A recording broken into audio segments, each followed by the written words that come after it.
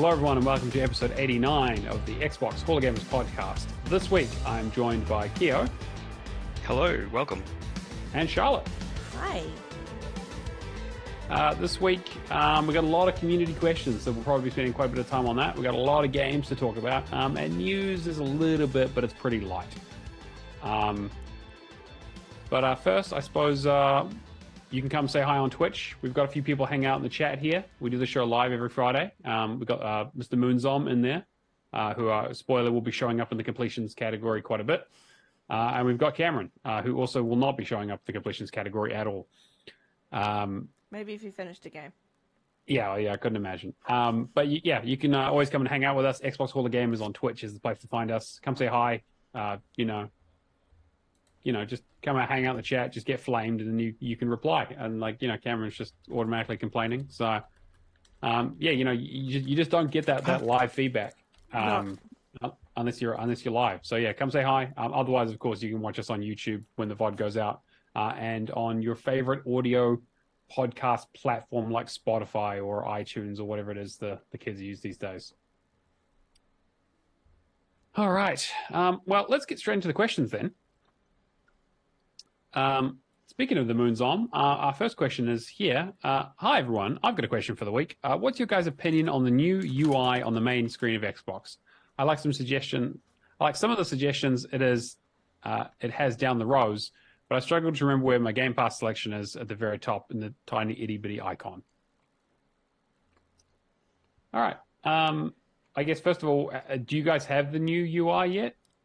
I do have it, yeah. I actually talked a little bit about it last week. I actually really like it. The only thing I don't like is that I had all of my groups set up, and it was all of my categories like racing, multiplayer, everything like in a list, and it was my whole installed base of games was on the dash menu, and I just went down to whatever I wanted. And now you're only allowed 2 groups, and that's one of the big problems I have with it. So, but I just put 40 racing games in that group, and now all my racing games are right there. So racing and multiplayer, that's what I chose. So it's a good 2 to pick. I mean, I imagine you'll be jumping between them quite a bit with all the closures. Yeah, exactly. Going on. Yeah. What about you guys?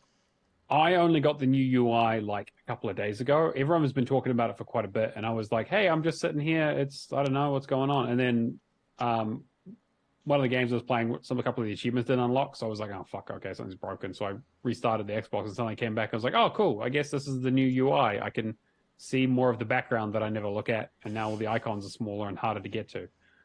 Yeah.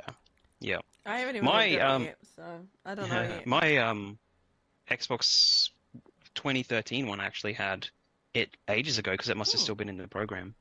Oh, right, the Insider program. Yeah, right. Yeah. What about you, Charlotte? I haven't actually looked at it on my Xbox yet, because I flick between using my Xbox app on my PC and using my Xbox upstairs, and I just haven't looked at it yet. So, but I don't think it'll affect me as much, because I don't tend to use the dashboard apart from going to the game that I'm playing, that I'm already playing. Otherwise, I go into all my games and look through the list there. I don't tend to put anything on my dashboard, so I don't think it'll affect me like it would other people, because I don't keep things on my dashboard. Yeah. Well, I'm the opposite. Yeah. But it's because I play different games. I'm quite varied in what I would actually play. So, and I don't play I don't play games that I'm going to go back to apart from Hogwarts Legacy. But that's I tend to play games and then move on pretty quickly. Yeah. Yeah, I think I think the one benefit of the new Dash is that it'll have more of the old icons of what you've been playing recently. So I think before it was 5, and now it's 7 or 8. So you don't lose the historical stuff if you want to get the things quickly. But I don't really use groups. I have 2 groups. I have one group that's my go-to that has all my streaming apps and Neverwinter, just because that's never going to leave me. Although I have basically given up on that game at this point. And then I also have the not started category as my other group of just all the games that I have that I haven't even fired up yet.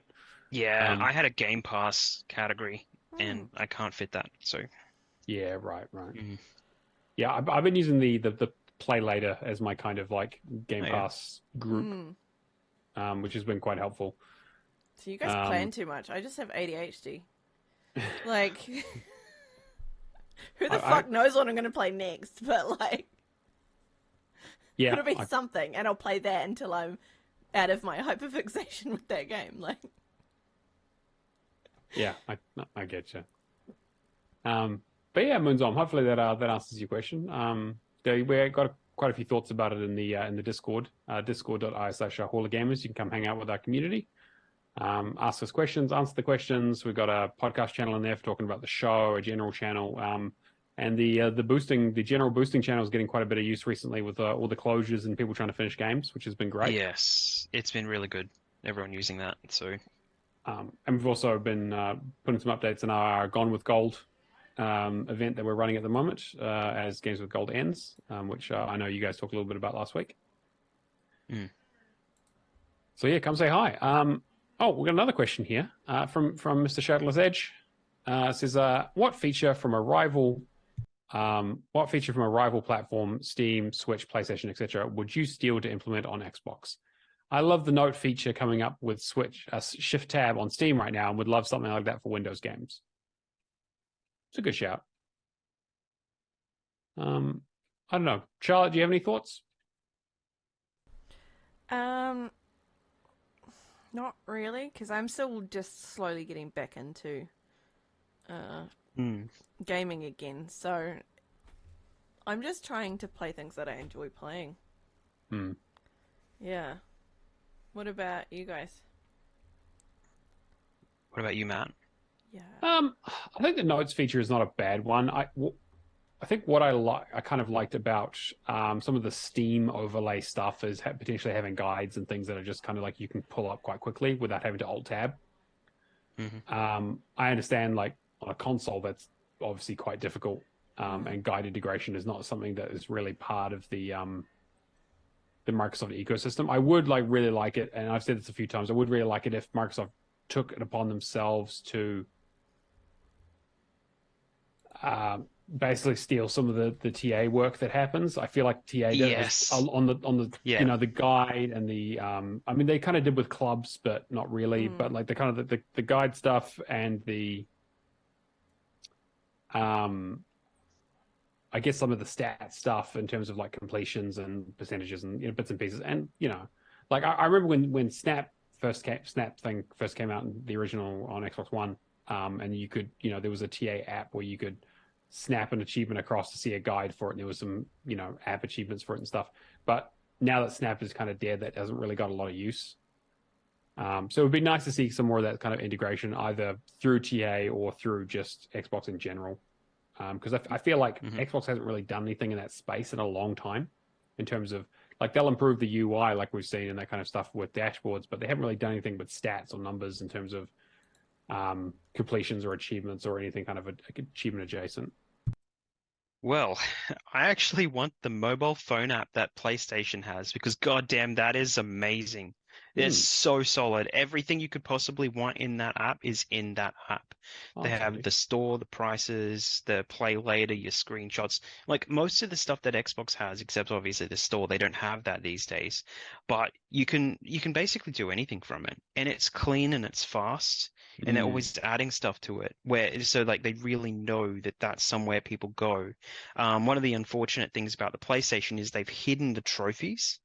You either have to go into the settings, like your little profile icon up in the top corner of the screen on the PS5, or you have to go into the game details. So you when you hover over a game, you go down into the game details, then you go into the three little dots, and then you go show all trophies to find it individually, and then from there it's got a see all trophies, so you can see the games trophies or the all of your trophies, and then it takes you to the thing with all of your trophies. But as a companion, it's so easy to see everything on the PlayStation now. Trophies all there, all the games you played, everything's just good. Like it's great. It's so good.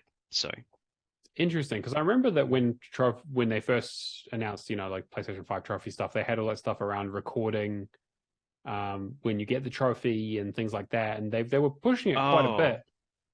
Yeah, someone mentioned that in the questions channel, saying that they wanted that.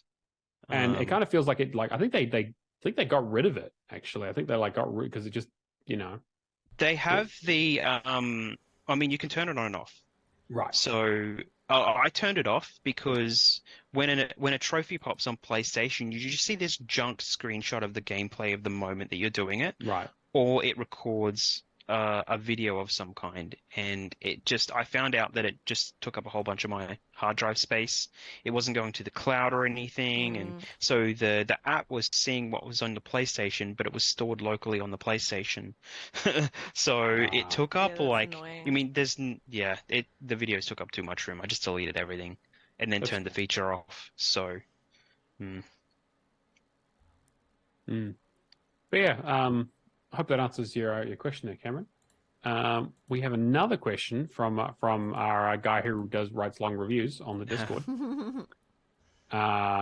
He says, "I got an interesting question because I'm watching a video right now. Do you think age ratings in games are still up to date? And which game do you think has a weird rating? I personally think that times have changed and a lot of age ratings aren't up to date. I'm under the age of 18." Which why the fuck you listen to this podcast if you're under the age of 18? But I'll still sometimes play games that get that rating. Does anything to me? No, because normal violence isn't just for 18 plus anymore. I understand the existence of these ratings, though. I just don't listen to them because they often aren't that accurate. I call it an age rating because it's different. Believe he is in Germany. Right. Yeah, I think so. He said something about speaking German. Yeah, I think it's earlier.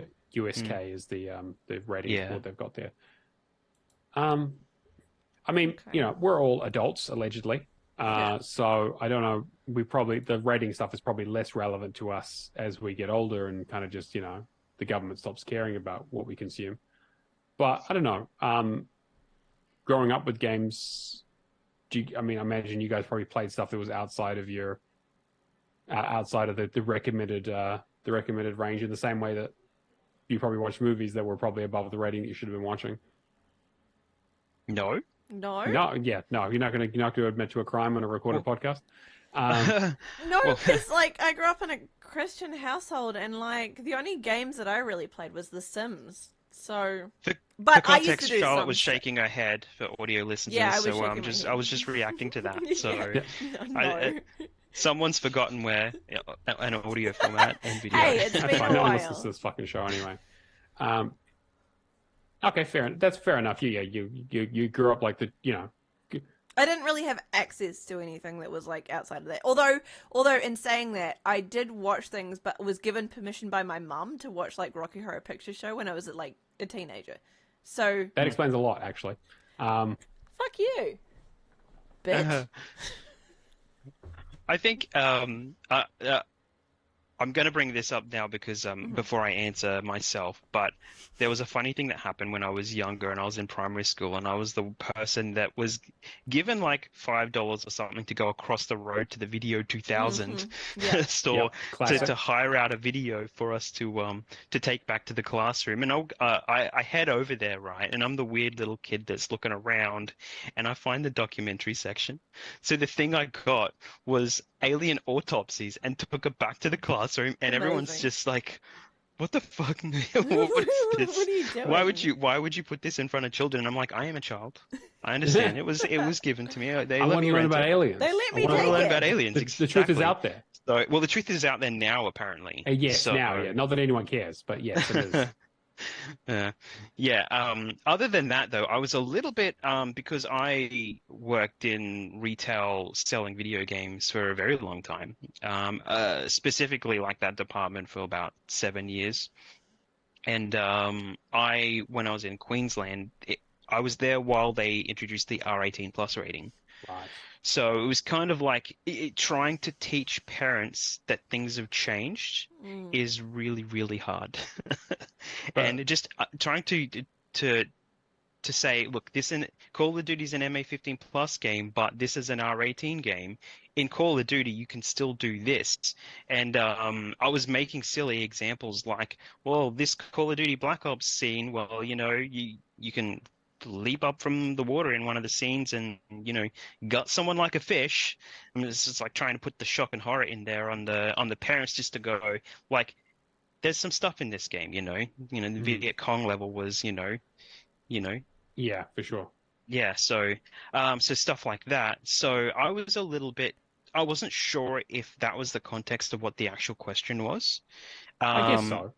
Yeah, it seemed like it might have been something along the lines of like ratings 20 years ago not being updated to today in today's context.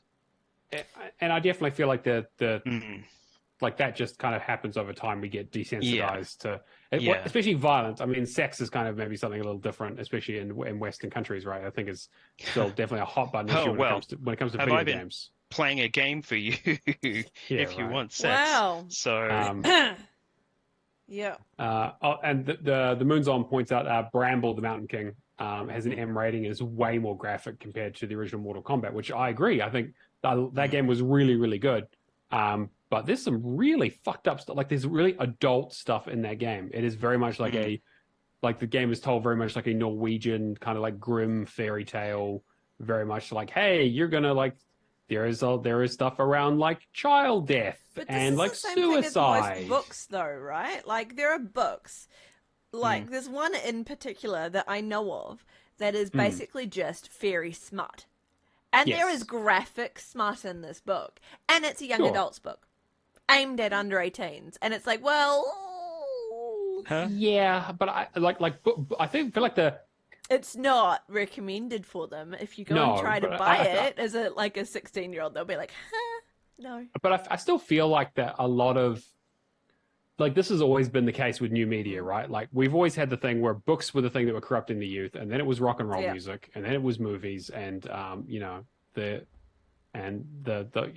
I can't remember what they called them, but it was like there was a time during like the 80s when people were putting out like really violent, over the top, gratuitous movies.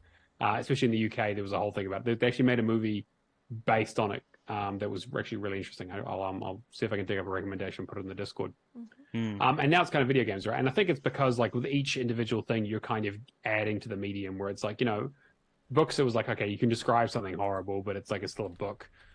Whereas like a movie or a TV show, like you're visually showing it, and then in a video game, like there's the idea of controlling it, which is, I mean, going back to the R18 thing, and I think for context of people who don't know, Australia didn't have an R18 rating for a very long time, and so anything that fell into that category, which was very, very strict and a bit outdated, basically just didn't get released in Australia, and sometimes that came over to New Zealand as well, because we tend to get the Australian versions of things.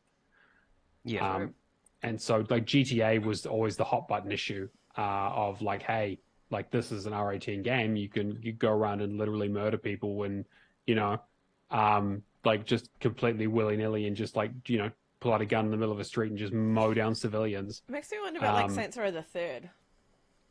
Yeah, well, I feel like that. And the like Saints Row, things like that. Saints Row itself was it basically came up as a response to GTA, right? Like GTA obviously has, the GTA games have a very, very dark sense of humor to them in terms of like, they're parodying and kind of making fun of and lambasting like a lot of like things in real life and from the headline stuff. And like Saints Row was making fun of things that they made fun of. I mean, the first Saints Row game, like when your homies died, to revive them, you would go and pour a 40 on them. Yeah. Like I love that fucking game. It is not a good game. And it is very, very derivative, but it also has a sense of humor to it, and like it doesn't play it as straight as say like a GTA 4, for example, which is, or even like a San Andreas, for example, which is like a pretty fucking violent game in terms of like, it has like dark humor in it, but a lot of the time you just go around murdering people. I mean, that was I mean, if people remember like Jack Thompson and that kind of stuff, like he was the lawyer who was like suing Rockstar and trying to get these games taken off shelves and stuff, basically saying that they were corrupting the youth and causing people to go crazy and violent. In the same way they said about Doom back in the day. And obviously the studies have come out saying that's all bullshit. But I mean, like my brother, for example, he's 4 years younger than me. He played GTA Vice City way too young. he was murdering way too many prostitutes at his age. Like, it was unbelievable. And like, he was a kid. And like, I was also underage at the time, to give you some perspective on that, like, of like how young he was. And did it affect him? I mean, like, he's never been caught. So, I mean, that's kind of up to interpretation. But I think that the age rating stuff is something that, like, it's important. But I also feel like there's been that ongoing discussion, and it's kind of died down over the years as like video games have matured. We don't get so much of that, like, oh, think of the children stuff. Video games are only for kids, because now it's like, well, the average age of video gamers is like in the 30s and 40s at this stage, right? Like, a lot of us have grown up. Like, it's 2023. Like, we're all fucking old. Playing games for a long time, and the only people who can afford games tend to be millennials.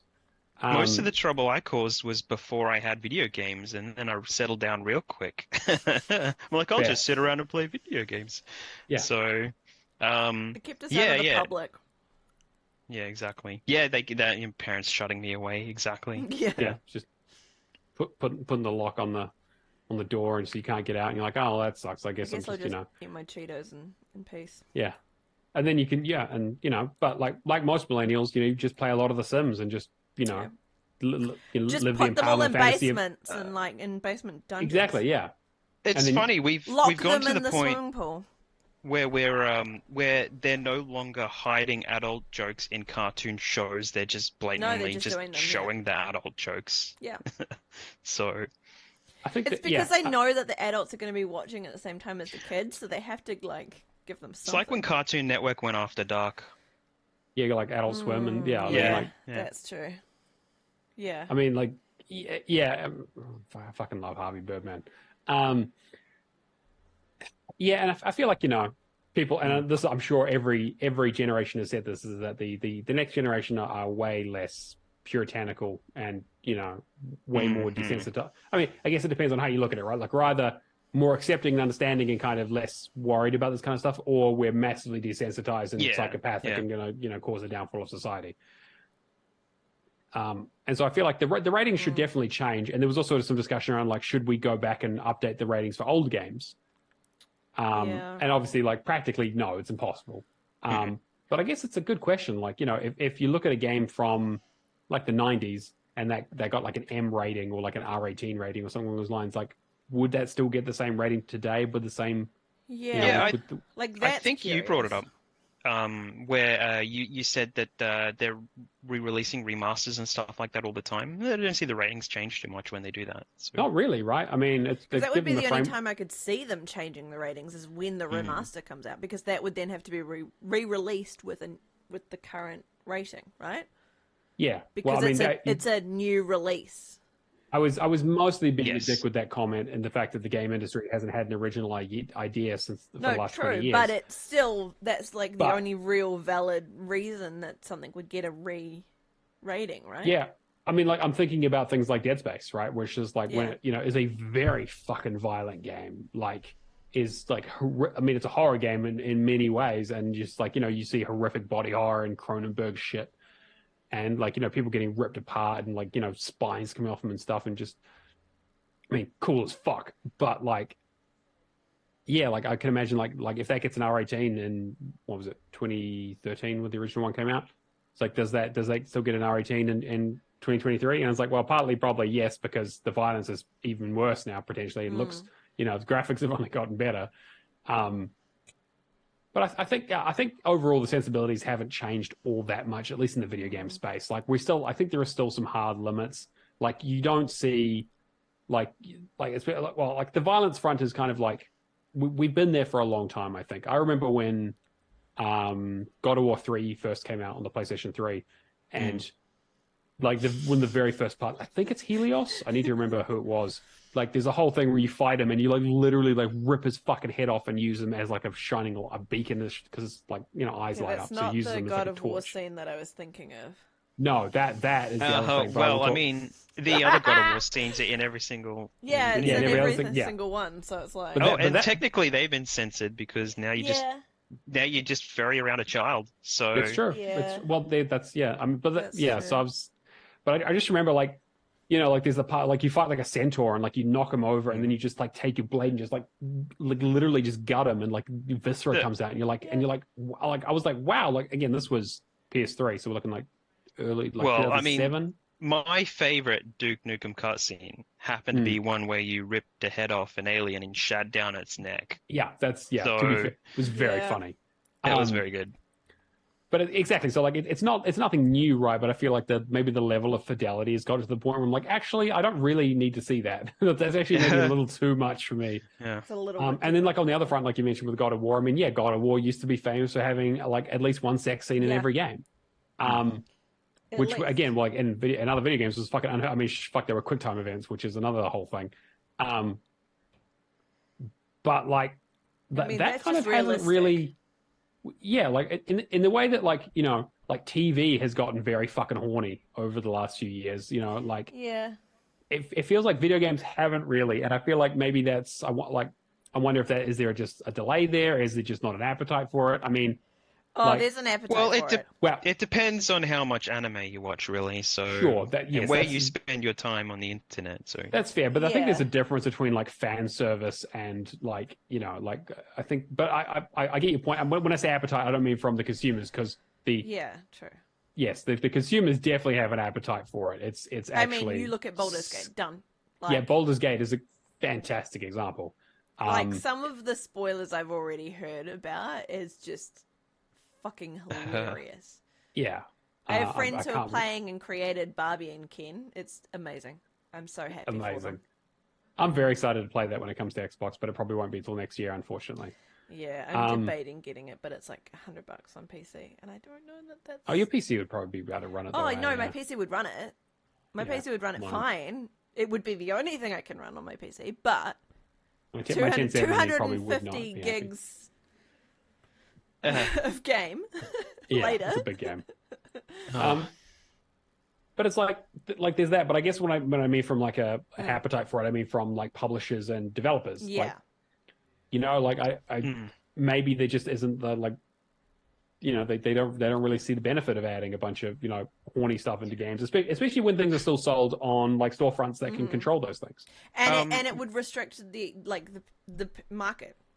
Exactly. You could only then you have to have a certain rating on it, and you have to then One thing that has been brought up on several podcasts that I have listened to, because I listen to a lot of industry stuff, is that there are people making these games, and the things that they have to draw into video games sometimes is brutal. You imagine coming out after having to stare at just carcasses all day and, you know, all that kind of stuff, you know, trying to create that stuff.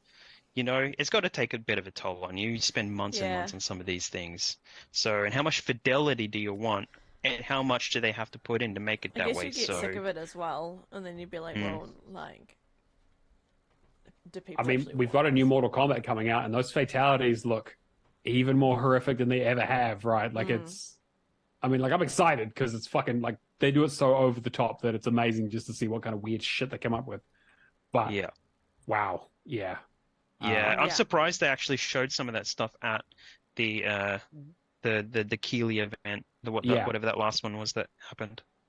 Yeah, Summer Games Fest. Yeah, Summer Games Fest. Yeah, because like that's going to get an R18 rating for sure.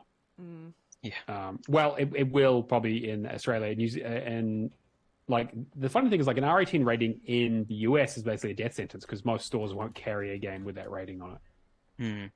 So they usually go with like a mature rating of like M16 or whatever. Yeah. I mean, how many? Not all states would have the proper ratings.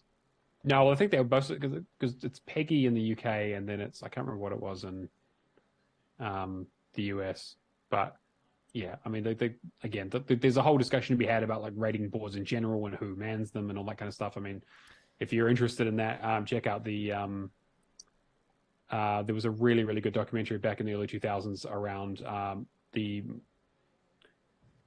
was it MPAA? I think it was. It's the movie rating board, and there was a whole documentary around like who these people are and why the fuck they get to decide these things. It was really, really interesting. Yeah. And definitely worth interesting checking thing out. to know about is that the Department of Internal Affairs in New Zealand are the ones that do the censorship, and they are the ones that will potentially stop some movies being screened within New Zealand, and Oh, really? and potentially games as well. Yeah. Okay. I mean, I'm glad at least a government department as opposed to just some randos. But Yeah, like that's just stopping it from coming into the country, but that's not Yeah. the ratings. That's just like Sure. that's just censorship because they're in charge of like internet safety and censorship and scams and stuff like that. That's all sitting under the Department of Internal Affairs. So Right. yeah, they have been known to stop some movies coming into New Zealand. Moonzom, yeah. ESRB is of course the ratings board in the US, yeah, which is kind of the one that a lot of people go off of because that's where most of the games are made. So it does make a lot of sense. But yeah, hopefully that answers your question there, Monster. That was a meaty one. That was good. It was a big one, yeah. And we got one more question from our patron, the Natolinator, who asks, "What's your favorite XBLA game? Do you wish they'd bring back arcade titles or even just a bundle like Rare Replay again?" I don't know. Michelle, you haven't played it. Like you kind of got into gaming after XBLA kind of was dead, so that's. Yeah. But is there anything like back in the old days that you would like them to bring forward again, like they kind of did with Spyro and Crash and things like that? You'd have to give me some more examples of games because I don't really know much of. Well, I mean, stuff like Scott Pilgrim vs. the World was an old yeah. Xbox like of arcade before they True. redid that. True. I can't even think of like some of the old stuff. Let me see if I can pull up my old list. But like Commander Keen was the one I thought for you, yeah. yeah, for sure. Yeah, because Commander that's the one Keen that is I'm always great. like. I have it on Steam, so like. Yeah, I grew up with the older Podgy stuff, and it was all like Cosmo the Cosmic Alien. It was like Halloween Harry. Halloween Harry I loved. That was so good. It was basically like a Duke Nukem style side scroller, where you saved aliens. And So I saved people from aliens. Good. Zach in the chat says Res HD. That's a great shout. Res is an experience for sure. I believe it is backwards compatible, but it would be nice to do like another one. Quake Arena. Yeah, it was funny actually because I was going to say Quake is probably a good shout, and they did bring that back with Quake, and this just today Quake 2 just got like shadow dropped on Game Pass, which is really great. I mean, because Microsoft own that now, so they own all the id stuff, so it's cool to see that come out. I'm sure they'll do the third one again at some stage. Third one was XBLA at some stage, so very curious to see kind of, although that's just the arena mode. Yeah, okay. So that's an interesting one. I'm trying to think. Yeah, look, the games that I probably liked back in the day when some of this stuff was happening, I mean, like there was a side-scrolling version of the Eat Lead Return of Matt Hazard one, Bloodbath and Beyond. Right. Yes, that was pretty good, actually. I kind of like that. And I think that might actually be backwards compatible now too, maybe. Possibly. But I'm not quite sure. But yeah, so yeah, I'm not really seeing anything outside of kind of that I really dug into. So I liked a lot of the early arcade stuff. Like when XBLA was a thing, I would, again, this is dating me now, but I used to get like $20 a week in terms of just like pocket money as a kid. And I would like spend it. I would just buy a new XBLA game each week and just be like, oh, this is a cool, interesting thing. I fucking regret it now because I got a bunch of shit games in my tag that I wish I'd never played. I have a bunch of stuff that I never went, like most of the arcade games I never went back and played because I was always playing big stuff, right? So, but yeah. The top-down Lara Croft ones were good, the Guardian of Light and stuff Guardian like Light that. was really good, yeah. And I'm glad they did like Temple of Osiris as a sequel. Yeah. Because they had some really, really old Game Boy Color Tomb Raider games that I loved so much. They were side-scrolling. I played them a lot. And then they released one for the Game Boy Advance that I never got a hold of. And it was the first of this top-down style where they kind of did an isometric perspective. And I finally, a couple of years ago, actually found it on eBay or something. I managed to get a copy, so I'll have to bust it. I never played it though. It's just sitting there like to collect. I don't even know if the batteries will work on these things anymore, so I have to check. So it's been 20 years for some of this stuff, so yeah, not sure what kind of state it's in. But yeah, I would have to pick the Lara Croft stuff for sure. as soon as they came out, I was loving them. So yeah, I'm trying to think. Like, I did play a lot of Xbox Live Arcade stuff just because like I used to buy them. I'm thinking like the very first game I ever completed on Xbox was a Heavy Weapon. oh right. Which was like one of PopCap's early games, before they did Plants vs. or around the time they did Plants vs. Zombies. Before they played games that had broken achievements in every single one of them. Before they got acquired by EA, basically, yeah.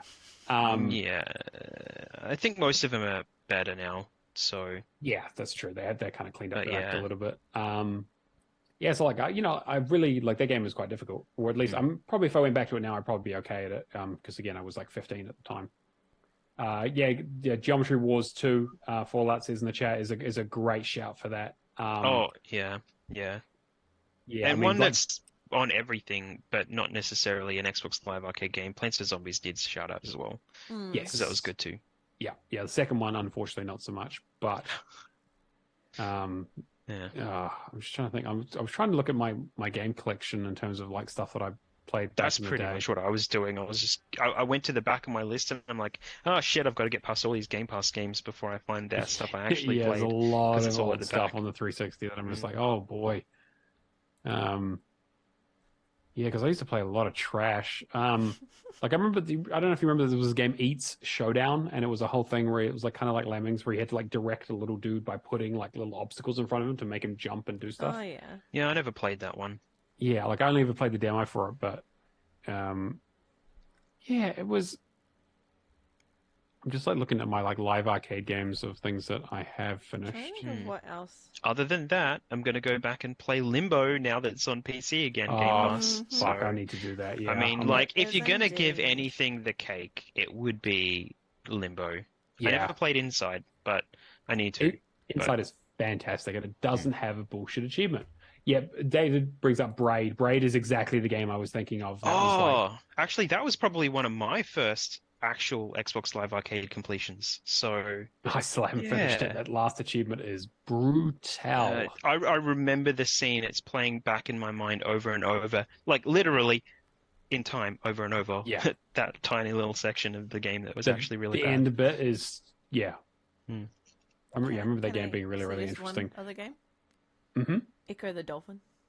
Oh yeah, well, like again, that was on Xbox Live Arcade back then. It would be great to see another one of those. But I played that on PC. Makes sense, yeah. But well before it came to Xbox. Yeah, back in the emulation days. Yeah. I'm like looking at like old arcade games that I played back in the day, like Castlevania Symphony of the Night. Like I'd love a new Castlevania, to be honest. It's been way too long. Heavy Weapon. Fable. Fable. Yeah. Beyond. I'd love another Beyond Good and Evil. Like some proper remakes of some of the stuff would be really nice. Like Bastion. Dust and Elysian Tale. That's coming up on something I want to play for this month. So definitely worth it. Great game. Especially, I mean, it was the game that converted many people to being a furry. Oh, well, I've got something to look forward to then. Yeah, there you go. I don't know if you guys remember Fez. Fez was that really interesting one by Phil Fish. That was a strange, interesting game. Yeah, and the dude that made it was strange and interesting as well. Yes, he was. Yeah, it was very much a him game. He was. I remember they did a documentary about him making that game, and it was absolutely fascinating. Yeah, like a lot of the stuff they have brought across, like when they did remasters, like Mark of the Ninja. Mark of the Ninja was so good. Like they brought back Brothers. They moved the bridge across as well. I mean, because I remember when it first started, it was very much like we'll just kind of put like arcade ports and like very small games on here. But obviously, Xbox Live Arcade grew quite a bit. There's the Xenoclash games. I don't know. I mean, I feel like like I enjoyed a lot of arcade games, and I can't think of many of them that I'm like, oh, I definitely need more of this, or I'd like to play this again, because I feel like the ones that people really do enjoy, they've ported or done sequels to. I'm content only playing Braid once. Yeah, for sure. Yeah.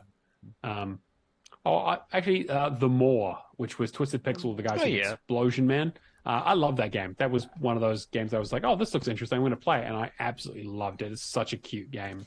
You basically you're just an alien with a little alien dog dude that you meet that is just a black hole of devouring things. You basically just got to get him to eat things to get bigger and bigger and bigger so he can eat bigger things to eat bigger things. And he just grows larger and out of control. Was that before or after Heavy Rain where you pressed X to say Jason over and over again? I believe this was before Jason. And it's like the more. Yeah. He's just, So that was so cute. Monkey Island. Yes, Monkey Island is a great shout. Both of those were originally on the Xbox Live Arcade. It would be really cool if they redid those. Yeah, there's a lot of stuff in here. Like, Castle Crashers, which they did remake. The Monkey Island ones. They're just only worth, like, what? 200 points? 200 points, yeah. Yeah, they are. I've got them downloaded, ready same. to go, but I haven't done them yet. I've got them sitting there. I just need to go and do them. I've got both of them installed. I really enjoyed the Keflings games, Kingdom for Keflings and World of Keflings. Those were very cute and fun. Never played them. Yeah, like they're like little, like, you know, very, very light world buildy sim kind of games. Cool. Cool. Yeah, Goat Simulator, Castlevania. I'm trying to see, Clone and Collide. Clone and Collide was a classic. That was like one of the first XBLA games that first came out. A bunch of side-scrolling puzzler. Yeah, but again, like I feel like there was a lot of good stuff in there, but most of it is kind of yeah. There's like we could go on forever. There's heaps of other ones. Yeah, of course. Totally we'll come up with more. And Comic Jumper, yes, exactly. The Twisted Pixels other game, because they did Splosion Man, Comic Jumper, and Myth Splosion Man, which was even more ridiculously difficult than the first one. Still have not finished that first game. I've got one achievement left. All right. Well, yeah, we're 45 minutes in, and we've only just got through the questions. So I've got some good meaty questions this week. So thank you guys. Greatly appreciate that. Keep them up. That's a good question week. Questions. Questions are good. We do. Gives us something to talk about. Whether or not we have all the answers or not, though. Oh, definitely no. We'll come up with something, though. We'll either bullshit our way or we'll know what we're talking about. It's one of the two. Yeah, exactly. You don't know what you're going to get until it happens. We do have a little bit of news. I'm mostly just going to touch on a lot of the stuff so people are aware of it. So EA have announced some more server closures for their stuff. Crysis 3 was announced to have their servers closed next month, kind of out of the blue, which is a bit worrying. Thankfully, the multiplayer for that game is relatively straightforward. Really short. Yeah, especially compared to the second game, which is a huge grind. Well, not a huge grind, but it is a grind. So some people in our Discord are working on that at the moment. So I think Natolinator and Firehawk and a few others. Yeah. So go check that out. There's heaps of sessions on TA though, so make sure you go and get that done. I was thinking about playing the remasters, speaking of games being brought forward, but I don't think there's no multiplayer on those ones. They took it out. They're 100% just the stories. So I recommend if anyone wants to go and do you'd get the best version. So yeah, for sure. And then also Mirror's Edge Catalyst, they announced is shutting down their online capabilities, which there isn't a huge amount in there. There's only 2 achievements, and most of it is just for like playing user-generated races. You have to play a little bit to get access to that, but you need to, about 4 or 5 that's something I've been doing as well. And this kind of goes on with the stuff that's happening with like Dante's Inferno being shut down, and Battlefield Bad Company as well. The EA is cleaning house on a lot of their older stuff, and even like Mirror's Edge Catalyst is like 2016, so it's not that old. It's only like one game every month or something that's being shut down. It's not 10 games that we have to go through and rush to finish, which is good. But I mean, it's just whatever with the old server structures and stuff like that. They'll probably, once all this is dead, they'll have everything in line, I think, and they can move forward and hopefully not shut things down. But that would be nice. I mean, I feel like a lot of nowadays a lot of stuff is just on the Xbox itself, and they don't really use the dedicated servers. My big worry is for SSX. There's a lot of online connectivity stuff for that, even though it's not directly multiplayer. And I have that game started, unfortunately, and I have done very little in it, and I struggle with it. I was on the podcast back when I finished it. There was just like a random episode, and I think I was on and I said, get on it because it's really, really good. Yeah, so I'm going to reinstall it, I think, because I can, yeah. The one where you have to play with X amount of players online at the same time, it actually automatically unlocks now the award for that. It. So yeah. Yeah, they think they patched it with the last event that they did. But I definitely feel the sort of Damocles dangling over me on that one because it's only a matter of time before they pull the plug. And then there's a little bit of news about Rockstar, everyone's least favorite but most money-making dev on Earth, up there with Roblox and Minecraft. So there was some talk around the internet around Red Dead Redemption potentially getting a remake. So there was a rumors maybe a year or two ago that this was happening, and they kind of got shut down. And they said no, we're not doing it anymore. That it was in the works, but they stopped it. Yeah. And then there was there's some stuff going on. Like there was some trademark stuff. There was some ratings boards talking about them again. In Korea, spoiling some stuff around saying that some of the stuff is coming to PlayStation and the Switch. And everyone's like, "Oh, okay, interesting." And apparently, there's some font stuff that was updated on the Rockstar website that was all related to Red Dead Redemption. So people are like, "Oh, maybe they're gonna, they got a, they're not bringing out GTA for a little bit. Maybe they got another remaster in the works." And the good news is, Red Dead Redemption is being re-released. The bad news is, it is a port from the PlayStation 3. It is going for nearly full price. For $50 when you could buy a $10 used copy of it. It doesn't have any of the multiplayer, it doesn't have any remasters or any reworking. It is literally just a port of the game that they want to make some more money off of. Yeah, I've seen the tweets online, and it was like all of the boxes for the new PlayStation version are red, except for like the game and $50 price point or whatever it is. And then Xbox is like green, everything ticked. You can do whatever you want in 4K on Xbox, and it looks like it must just be 1080p or something or whatever. Yeah, for PlayStation. Upscaled, yeah. I think I might actually upscale to potentially to 4K. I mean, again, like the news is pretty quiet. There's not really too much to say there outside of the fact that, come on, guys, like Red Dead Redemption remastered would make so much fucking sense at this point. Like, I think this died the same time the GTA trilogy died. Yeah. Okay. Yeah, that's probably because their plan was to AI upscale everything and re-release a whole bunch of stuff. Now, on the cards, they do have a whole bunch of stuff that they're planning on re-releasing and re-releasing. Like, there's actually like a whole list of things that they've got internally for all of this stuff.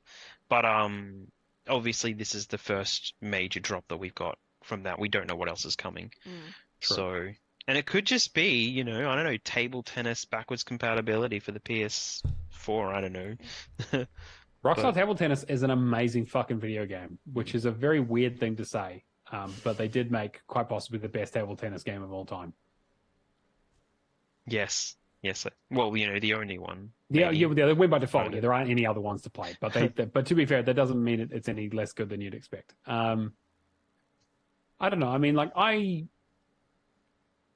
I did not play Red Dead Redemption 2. I have been recommended it continuously by one Mr. Mad Rockatansky, friend of the show, who every time I played Dead Rising with him would be like, "Hey, have you played this Red Dead Redemption game?" And I'm like, "I've heard of it." And he's like, "Yeah, it's real good." And I was like, "Yep." It's a game. And he's like, "Yeah, it's real cheap. You should buy it." I'm like, "Where the fuck am I going to find 200 hours?" Probably in a JRPG somewhere. But well, to be fair, a lot of people may have done the first 10-hour intro of Red Dead Redemption like 4 or 5 times. So 50, 60 hours worth of the intro because they're like, "Oh, it's been 2 years. I'll just start it again." Yeah. And it's like, no, fuck this. I really didn't like the original Red Dead Redemption, which I know is a hot take because people fucking love that game. I have not finished either. I have done the multiplayer in both and absolutely love the multiplayer. Hands down, one of the best multiplayers of the generations. But yeah. Yeah, I did. I mean, I did all of Red Dead Redemption 1. I like the DLC was fun, but like it didn't grab me. But I don't know, maybe I just don't like cowboys that much. Yeah, I'm not a big fan of cowboys. So. No, yeah, it's like the Western thing doesn't really do it for me. It was fun riding the horses, though. Yeah. I'll give it yeah. I don't know. I mean, like, I probably will do Red Dead Redemption 2 at some stage. I feel like it's one of those kind of like, it's kind of like a required reading kind of game, you know? It's like, yeah. If you want to talk about big video games, people are like, hey, like, this is, you know, like, especially if you want to talk about like narrative in video games, which again, I'm always tooting the horn of.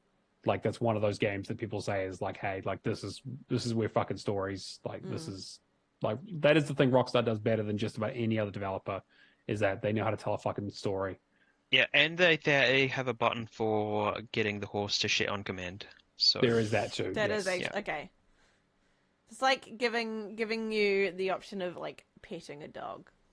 Yes. Yes. I would take both of those. There's a whole Twitter account for that. Oh, I know. I follow it already. I'm expecting more bear accounts after Baldur's Gate. No. Bear petting is slightly different. There's going to be more monster fucking accounts than bear. Yeah, well, yes, that is what we're implying, Char. Thank you for explaining the joke. Well, you have to. It's funnier if you do it that way. Yeah, it's important. Oh my god! All right, it's the bare necessities. I'm gonna get fucking mind flayers. No. The pity we don't do clip of the week on this show anymore. Maybe I'll bring it back. You should. And also speaking about Rockstar, they also have basically pretty much announced that GTA 6 is coming out next year. So they basically said that for next financial year, which is 2025, because they go from March to April, they're expecting to have a big increase in their income. And the only game that would really do that makes sense, is GTA 6, which is basically the worst kept secret of all time, especially with all the leaks and everything that happened with it. Yeah. So it looks like it took them 11 years to make a new one, but they're finally going to be putting it out. Well, it's either the money influx is either from that or some exclusivity buyout that people keep talking about. You know, PlayStation's going to buy Rockstar and this and that, and which is a lot of that talk again. I can't see Take-Two ever letting it go, right? Like they'll pry from their cold dead hands with all the money that it makes. I don't know. I mean, like, are you like GTA is one of those ones that like is one of those games that is mainstream, like one of the most mainstream games outside of maybe like Minecraft, right? And it's a game that just keeps selling, which is why they haven't made a new one for a decade. Are you guys interested? I'd play it. Yeah. But definitely. I like those kind of games. I've done GTA 5 back when I played it on PlayStation. That was a while ago now. And I mean, it came out 2013. I know. So, yeah. So, like, I've played through the story and everything. So I'd play a new one. But I really like Saints Row, so it's my kind of style, I think. That's the only real big game that I would like enjoy playing, because I can go around and do shit. That's kind of what I was thinking. Yeah. It is. It has that mass market appeal in a way that like no other game has ever. Yeah. But you can follow the storyline, but you can also go and do whatever the fuck you want to do. Yeah. Yeah. I finished the 360 version and the One version until they did that Mastermind update, bastards. But I haven't got anybody. I just don't have a consistent group to go back and do this thing with. But I need people, and everyone doesn't want to do it. I would more than happily play GTA 5 again, just for the story, like with the Series X version, stuff like that. Normally when I finish a game on Xbox, if I really want to play it again, I'll go buy it on PlayStation anyway. So like I'm always looking at, things you really, really like to buy again or whatever. So more GTA is good. So yeah, I was just thinking back to like there was also rumors around when this Red Dead Redemption stuff was like also GTA 4 having a remaster as well, which I think would make a lot of sense. I feel like that was a lot of people's kind of entry point in that generation. That was the first 360 one that came out, and I played a lot more of that. Again, I was too young to be playing that. I literally got my mother to go and pick it up at the midnight launch. My poor mother. So Yeah, but I really like. I think like that one had a really interesting story. I know like there was definitely some complaints. It was like a much more stripped back version of something like San Andreas.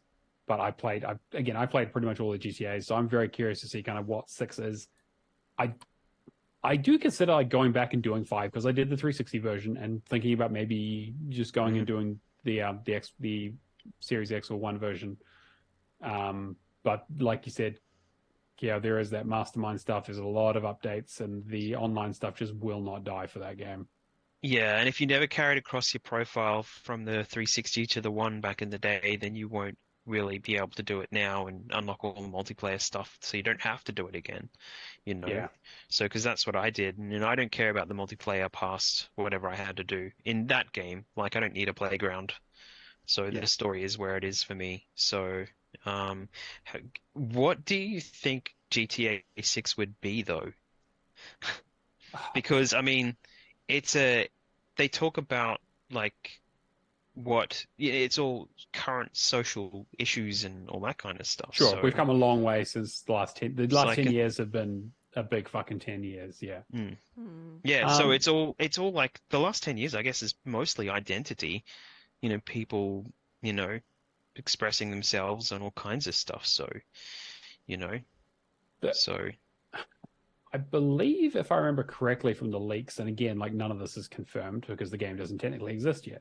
I believe they would like the original pitch was it was going to be a Bonnie and Clyde kind of co-op, like 2-player dual narrative kind of game. And that was kind of the focus. And it was going to be set in Vice City, the Miami style, but like modern Miami as opposed to like 80s Miami. And so I'm very curious to see what they can do there in terms of like how ripped from the headlines, how much Trump bullshit are we going to be seeing in this game is my question, right? Yeah. I don't know. I want one of them to have an identity crisis so that you're literally playing a third person, like a part of the game. Just kind of, and then they can play with that, like with GTA 5, where there's not really 3, but they're talking like there are 3. That'd be super interesting. Yeah. Because that's like an identity thing. So yeah, for sure. I'm suddenly thinking of like Watch Dogs Legion and stuff. I know that you're supposed to be playing like one of them is like some sassy Latina that you play. So people went a bit nuts for that when those leaks happened. So I'm very curious to see. Yeah, right. Well, it's like, it'll be the first time you have like a female protagonist in the games because they've never had that in GTA. And women like to murder people just as much as men do in video games. So equal opportunity violence for everybody. I'm definitely looking forward to it. I am very skeptical as the level of quality. Like GTA 5 is an amazing game, but they also promised a lot of stuff for the single player stuff and then realized they were making money hand over fist online. So I'm very curious to see what that split is going to look like in terms of like how much of this game is going to be online stuff, how much of it's going to be single player, like where's the focus going to be. That's the thing with the online as well. Like they've added so much content to the online. If you haven't seen it these days, you can play it entirely solo. They have storylines for so many different characters now. You can play like in every update they did. It's like I don't know if you saw Red Dead Redemption 2 at all, where they did have like a few different people you could go around to and do their missions. Right. Like gold rushing and all that kind of stuff or whatever.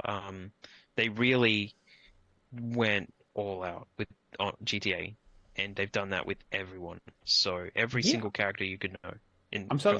I remember they did like a sequel to the original game in the online. It was like a time skip where you play as like Franklin later on in life. I remember they did it was like because I think like Dr. Dre was dropping an album in the game or something. There's like a whole cross promotional thing. Apparently, it was quite good, but like, I'm a very much doesn't play well with others kind of person for the most part. So I'm mostly interested in the single player. So I'm very curious to see kind of like, obviously it's going to be a blend if it's going to have co-op in it and like online co-op into the story. But I'm very curious to see like how much of this online stuff. Also, how scummy it gets in terms of like online purchases and stuff, because like they obviously make so much money on GTA Online.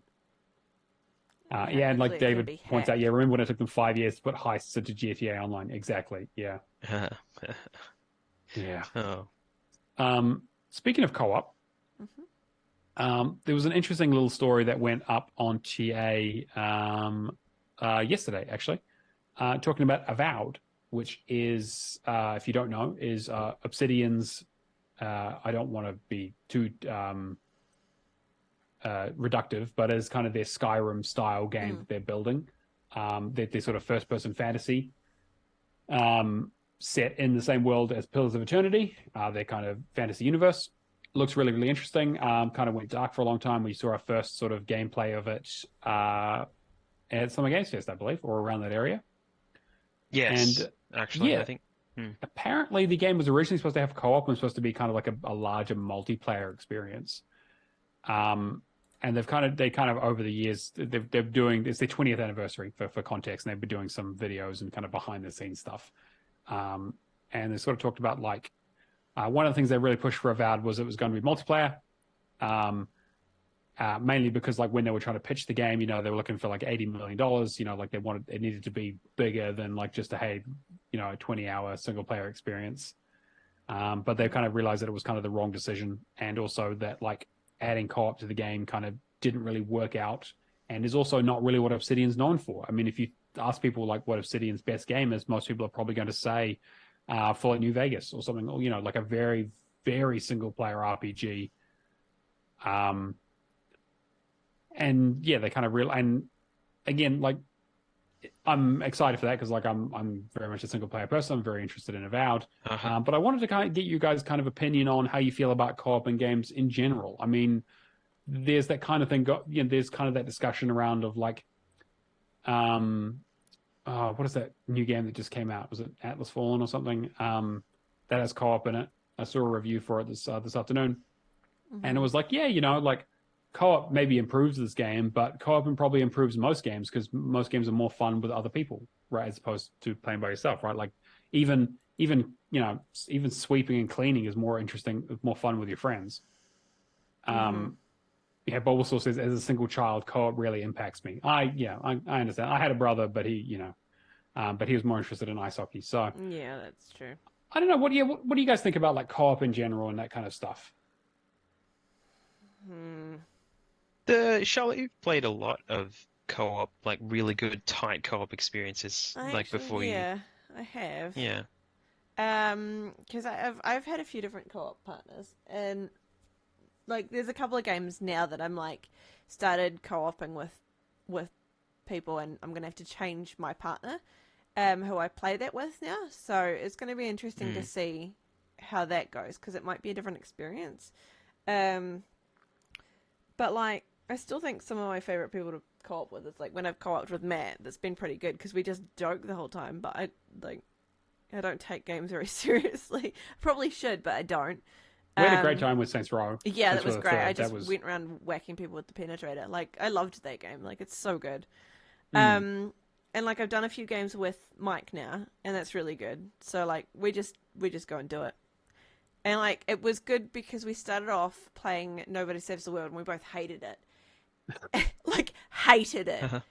And then we had to get like halfway through, and then we suddenly realized what we actually were supposed to do in the game, and then it was like suddenly it all clicked and it was fine, and we like smashed out the tail end of the game. But I enjoy that's a game co-ops. Yeah, I don't play multiplayer. I play co-ops or single player. Like that's the only types of games I play. I don't really play big multiplayer games. Yeah, I'm really not super into the competitive stuff either. But Nobody Saves the World is the perfect example of a co-op game. Like that game, you need to play that game co-op. It is nowhere near as fun single player. You would hate it. I would not want to play that single player. I would have hated it. No. Yeah, agreed. It was much better playing it with Mike because we could just joke about it the entire time and like joke about being the muscly guy and his pecs moving and then turning him around and you see his little butt move. Like it's hilarious. Yeah. There was I'm in a funny place with co-op at the moment because there are so many games that are so big and there are so many promises that you can promise people, and the games are so big that you can't really get a consistent, we'll play this through consistently. and then nut it out in a couple of weeks, or something like that. So it's like once a week you play 2 or 3 levels. Like we're playing Vermintide at the moment, me and Todd and Brad and Shadow, Cameron.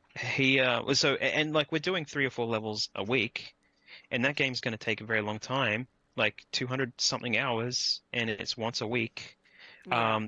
That actually, for something like that, besides the fact that the game takes so long, the short burst experiences with levels and stuff are probably where I'm at with co-ops.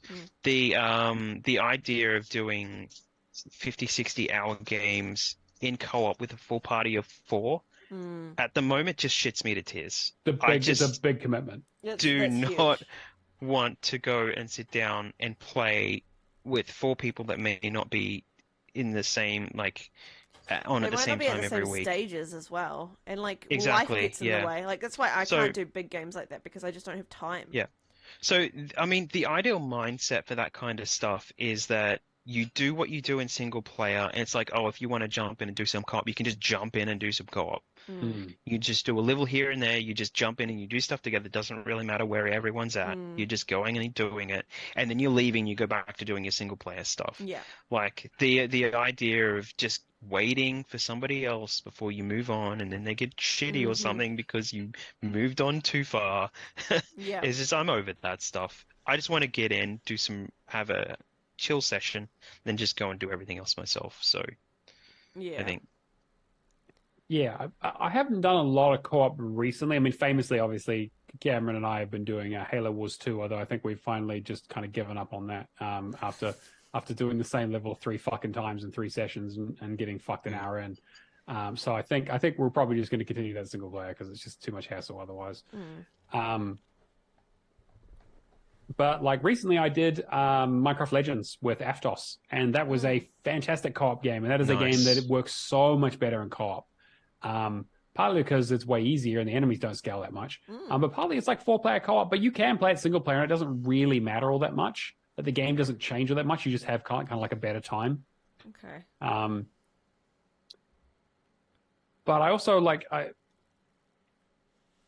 I don't have a lot of like online commitments anymore. Like a lot of my achievements are like not online anymore. I have mostly just single player stuff to work through, and kind of I can work through at my own pace. And I like to jump between games quite a bit. I either jump between games or I'm like sitting there doing a 200-hour RPG until it's done. And so that can be really frustrating because I have quite a bit of patience and quite a bit of like dedication to do this kind of stuff, which I understand that like not everyone has the same amount of like free time or concentration or energy as I do. Which is no slight against them. People actually have things to do in their lives, unlike I do, which is why I host this show.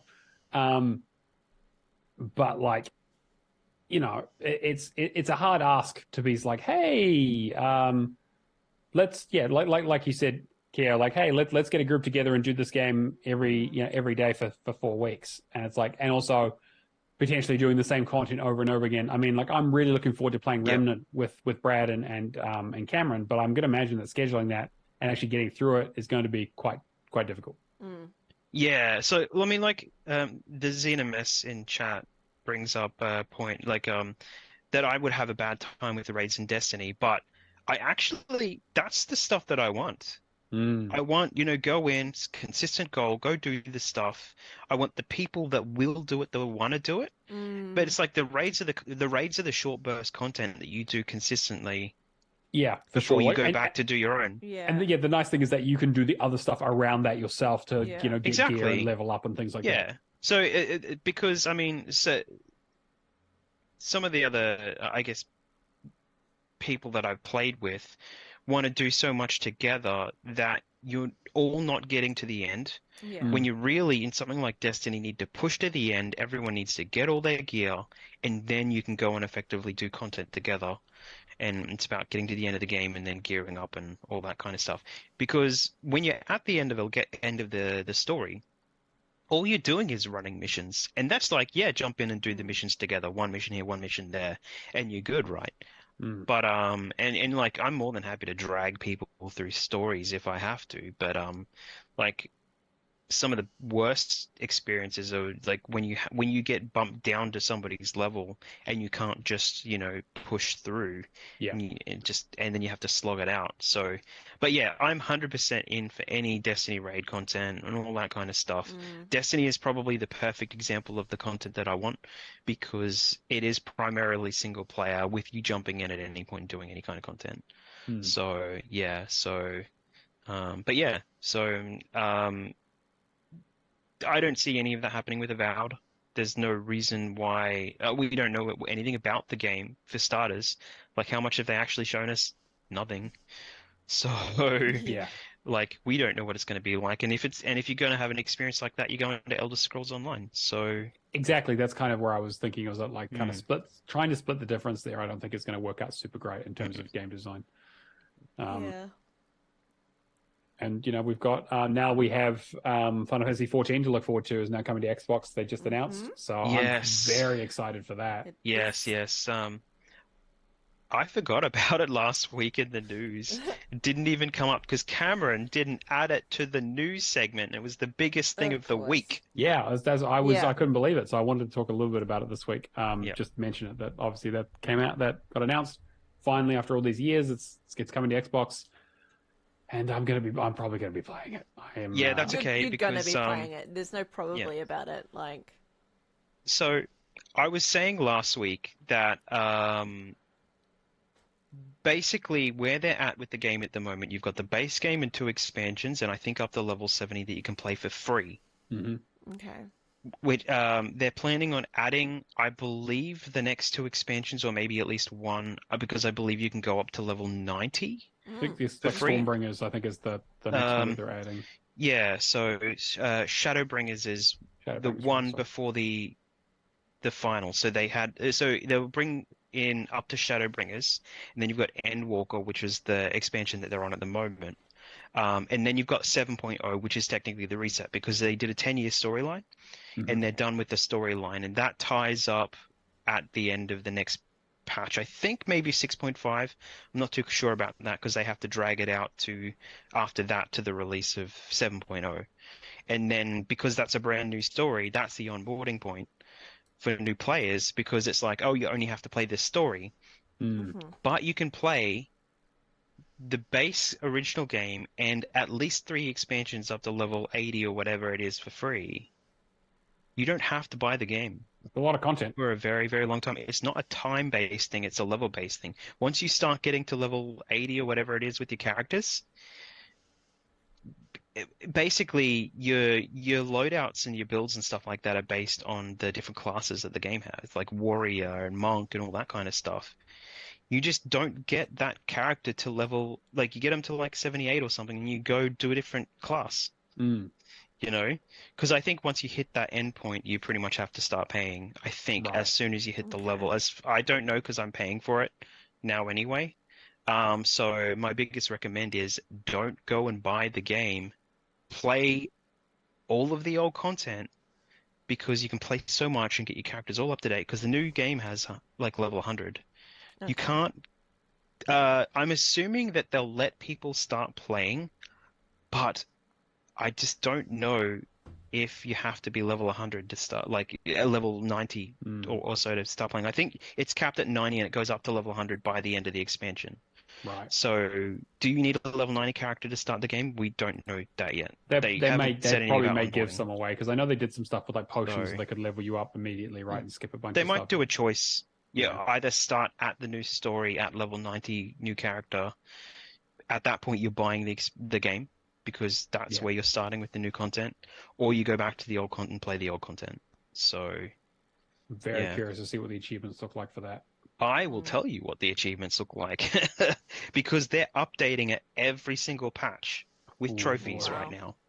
They stopped updating the PlayStation 4 version. I have 100% on that. Yeah. And there was some bullshit stuff like do 1,000 leaves, which is like you talk to a character in the open world and they give you a mission, you go do the mission, you have to do 1,000 of them.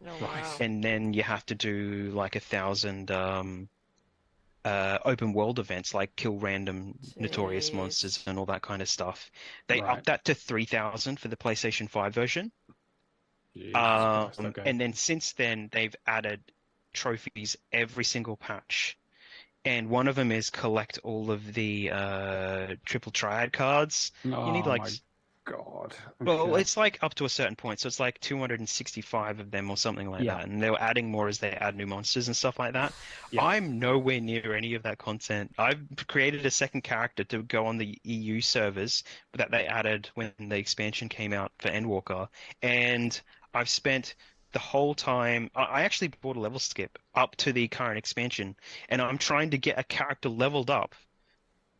I'm at like level 67 or something. I need to be at level 80 before I can start that expansion content to do Wow. endgame stuff with people I want to do endgame stuff with.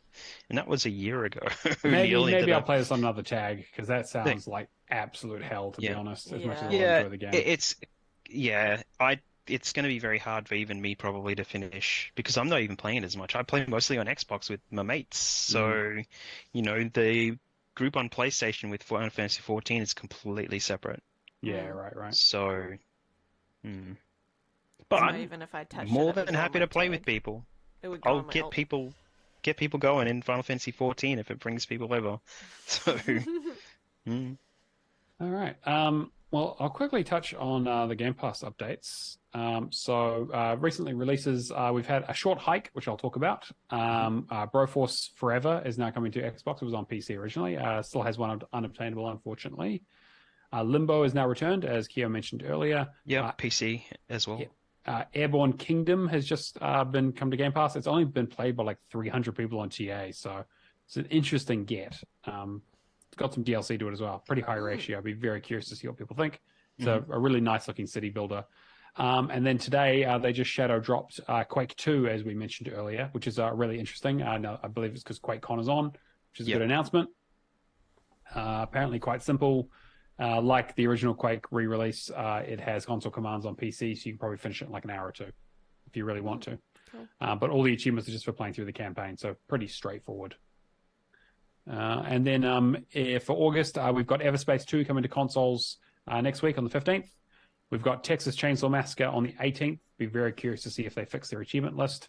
And then at the end of the month, we have Sea of Stars on August 29th, which I know people are very, very excited about. All right. Well, let's get into what we've been playing. So I'm going to call out some games, and I want to hear some opinions. I want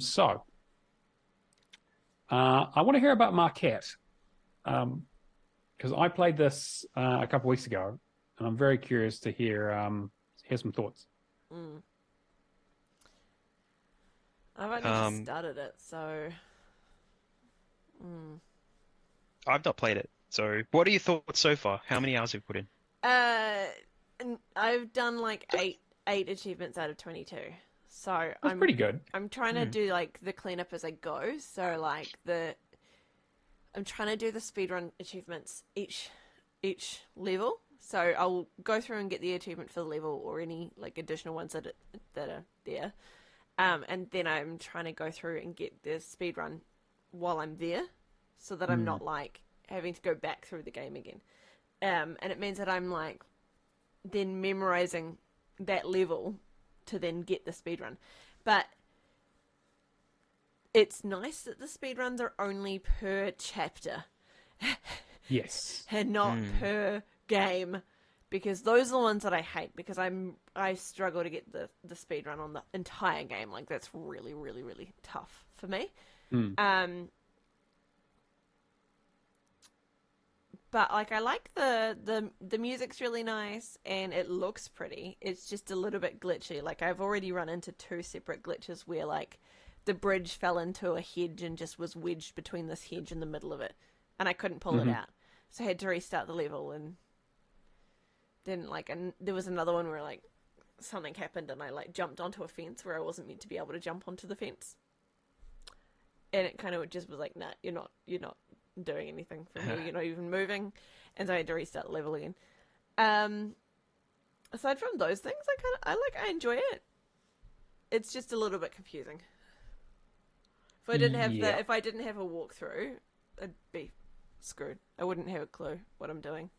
Or where to go next door. Yeah, like I really. It's not very intuitive. No, very much not. Like level design is not intuitive at all. It's a puzzle game in kind of the worst way, unfortunately. And the speedrun achievements definitely don't help because I feel like those just exacerbate the issues with the game. Yeah. Especially because I'm up to the gateways one, and I've already seen like the problem that I'm going to have is when you're outside the gates, and I'm like, yeah. So it'll be interesting. I'll do it a couple of times, and then I'll probably get it. Yeah. So it is an Annapurna game, but it is one of the earlier ones that only just now got ported. So I definitely have seen some of the better games later. Yeah, and I do like Annapurna games, so yeah. Bulbasaur mentions Beasts of Maravala. Yeah, Maravalan's a great game.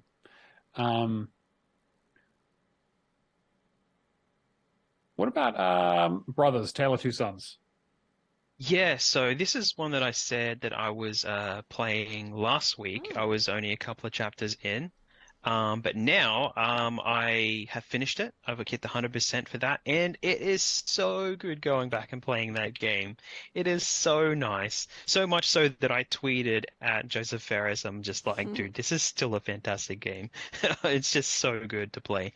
I guess the biggest takeaway is kind of like I don't know, it was kind of like the birth of kind of like that really emotional, touchy stuff on the 360. It's got a really sad ending, I'm not going to go and spoil it. People should go and play this game if they haven't already played it. You can get it on everything. It's just had a release on Switch, I think, or it's been out for a little while on Switch. You can get it everywhere now. That last controllable moment of the game is one of the things that is absolutely seared into my brain as one of the greatest things that I've ever seen. Just like that. Like when you get to that part and you're like, oh, I can't get past this bit. I don't know what to do. And then when you figure it out and you're like, wow, okay, yeah, like it makes perfect sense. And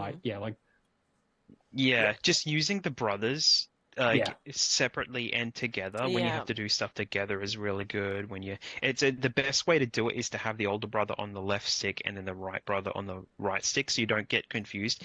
As soon as you put the brother on the left on the little brother on the left on the screen, your brain is just all over the shop. So, but yeah, it's a very short game, about 5 hours, I think, all up, just kind of poking about. The chapters don't really show themselves. It's all missable achievements. So it's one of those things where I've played it before, so I kind of knew what I was in for, so I kind of just pulled up what the achievements were and then just went and did them because I remembered as they kind of come up. I only missed one on my first time playing through back in the day. But yeah, super emotional story. Everyone just go and play it. Yeah, it's so good. Yeah.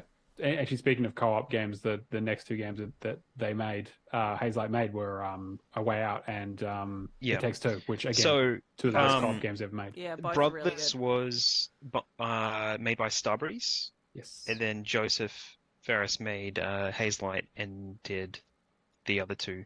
So they are going to be good games. I'm looking forward to going and playing them with somebody. So yeah, I think I've lined up with them to maybe do on Todd, but they're both on EA Play, I think. Yes, so I might be able to just jump in and do them. So they're both really good. I've done all three of those games as well.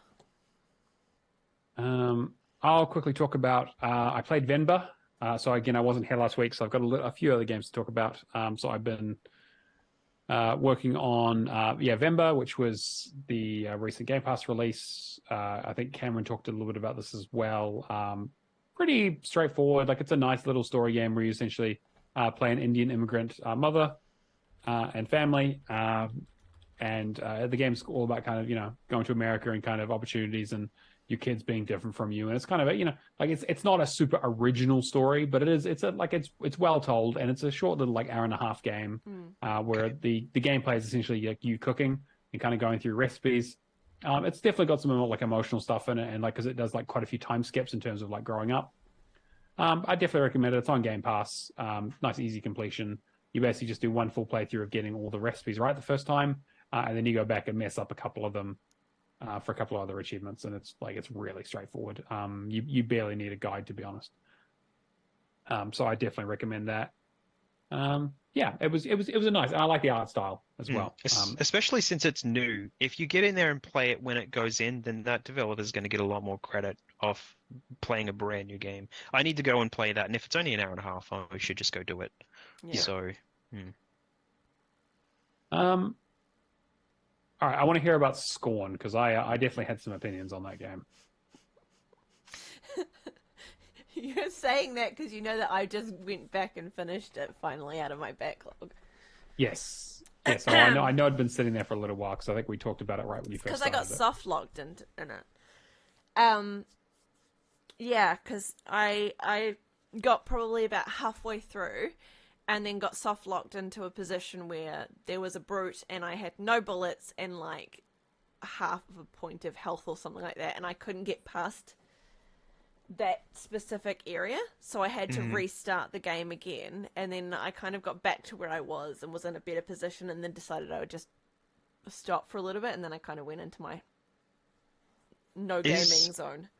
Is that the part where you kind of run, you kind of move away from that enemy, and then there's like little spitter dudes? Did you have to deal with spitter dudes as well? Yeah, I got trucked with the spitter dudes a little bit, so they're annoying. The bit we got to find all the switches to open the guys. It's the bit where you have to open the gates, and there's one area where you have to open the gates, and it's like in a circular area, and the brute comes round, and you kind of have to try and wait for him to go past to get through. But to get through, you then have to open another gate, and so you're going to have to attack him no matter what. But I couldn't. I had no way of attacking him in that situation. I'd like screwed myself. And I couldn't go back to any of the saves because they were useless. All of the ones that were back, I had already not had any bullets or anything like that. But I went back to it last weekend, and I got it done, finally. And it wasn't actually as bad as I thought it was going to be. By the time I got back into it, it took me like half an hour of playing it a bit more, because I'd got myself past that and onto the next level, so I was actually in a much better position. And then as soon as I started working out actually how to get past them all, it was fine. Just fleshy gore everywhere. Yeah, that game did not need weapons, like at all. No, it didn't need combat at all. No, right? I don't think it benefited from it at all. I kind of wish it was just puzzles, and they'd just almost... If they had just made it like fleshy, horny mist, I think it would have been a lot better. Yeah, or even just like made it like stealth, so you could stealth more away from them, because there were parts where you couldn't stealth away from some of the bad guys, right? Like, they didn't give you the option of being able to do that. There were parts that you could, and you could just run past them. But for the most part, you couldn't. But yeah, fleshy Outlasters, right? Outlast is already pretty fleshy, but yes. Yeah, and like the thing is, like, I have an H.R. Geiger tattoo on me, so I do like that biomechanical art style, but this was like to the max. Yeah. Yeah, and like he's known for doing like the naked bodies and like using sex and things like that. Like, he's known for all of that. Like, the tattoo that I have, there's definitely a penis and a vagina on it. Like, it's just... I mean, you can't tell that there's a penis and a vagina on it. No, because it's just an arm joined to a leg, and the arm is tattooing the leg, but like... Yeah. But, like, there's definitely... Like, they're definitely in there. But... If you could tell what it was, then it wouldn't be H.R. No, exactly. So, and, like, I like that art style, but they just dialed it up to like an 11. I'll Scorn you too, especially like the end, like the last area is like literally just statues fucking. Yeah, and then the pregnant, I guess, women, and I have no idea what happened at the end of that game. And their faces come out and like, it's very weird. It was a real weird experience. I don't think I would play it again. At all. No, don't. I'm glad it was short. Like, I feel like it didn't overstay its welcome, thankfully. But the it wasn't that really bad lengthwise, apart from getting soft locked. Yeah, I've got a whole recorded. I sat down and I played that game in a session or two, and I recorded the whole thing. I should just dump that on YouTube for a long play or something. For sure. I mean, yeah. You've been playing a few other bits and pieces, Charlotte. I want to hear your thoughts about Late Shift, because I know I played this and actually quite enjoyed it back in the early Wells Interactive days. Yeah, I'm enjoying it so far. My problem is that I'm notorious for not liking story-based games. I just want to skip that's all through this game a is. bit. It's literally an interactive movie. I know, which is cool, and I like that the transitions are smooth. I have not at any point noticed a transition between my choices ever, and that is amazing. Like, I love the fact that there is it's seamless. So you go from one set of dialogue, and then there's the timer bar, and you get to choose which option you're going to go for, and then it instantly goes into that choice. There's no, like, you know how some of those games that you play, and there's that pause moment, and it feels like unnatural. And like None of that in it. Like, there's none of that with this. It is very, very smooth. Storyline is interesting. Yeah, I like the idea behind it. I'm using a guide to sort of get through the right tracks and make sure that I'm getting all the achievements as well. But I'm kind of like, the first time I went through and I kind of just played it for a bit, just for interest's sake. Yep. But I also do get very bored because, again, I have ADHD and I need it to be a bit more interesting. And so I'm like, I know where this is going. I kind of get the idea behind what's going to happen. And so at one point, I think I just stopped listening to the audio and I put on an anime and watched anime while I was just and making sure that I was pressing it. But the problem is it's timed as well. So it's almost like I need to concentrate and play it. So I'm halfway through. I've got 14 of 20, a little bit over halfway. I need to just sit and actually just play it and focus on it, but it's really hard to do that when I'm not invested in the story as much. That's fair. Because I don't get caught. I prefer gameplay over story. Whereas I know, Matt, you like story. Like, I don't know about you. Yeah, Care. sure. Like, what would you pick? Where you can get it, right? Yeah, So... yeah. I mean, I like a good story. Oh wow, brutal.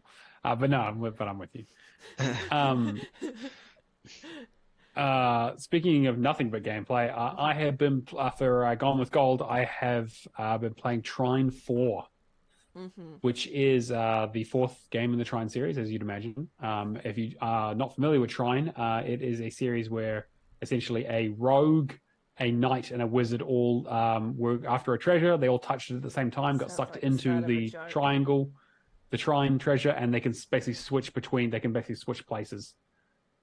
It's also a co-op game, so you can actually play it like individual people playing as the individual characters. But it's a physics puzzler game, so it's a side scroller where basically it's like, hey, the wizard can create blocks and like levitate and move things. The knight can use his shield to as a reflector, or he can use it to he can attack things and break things and charge.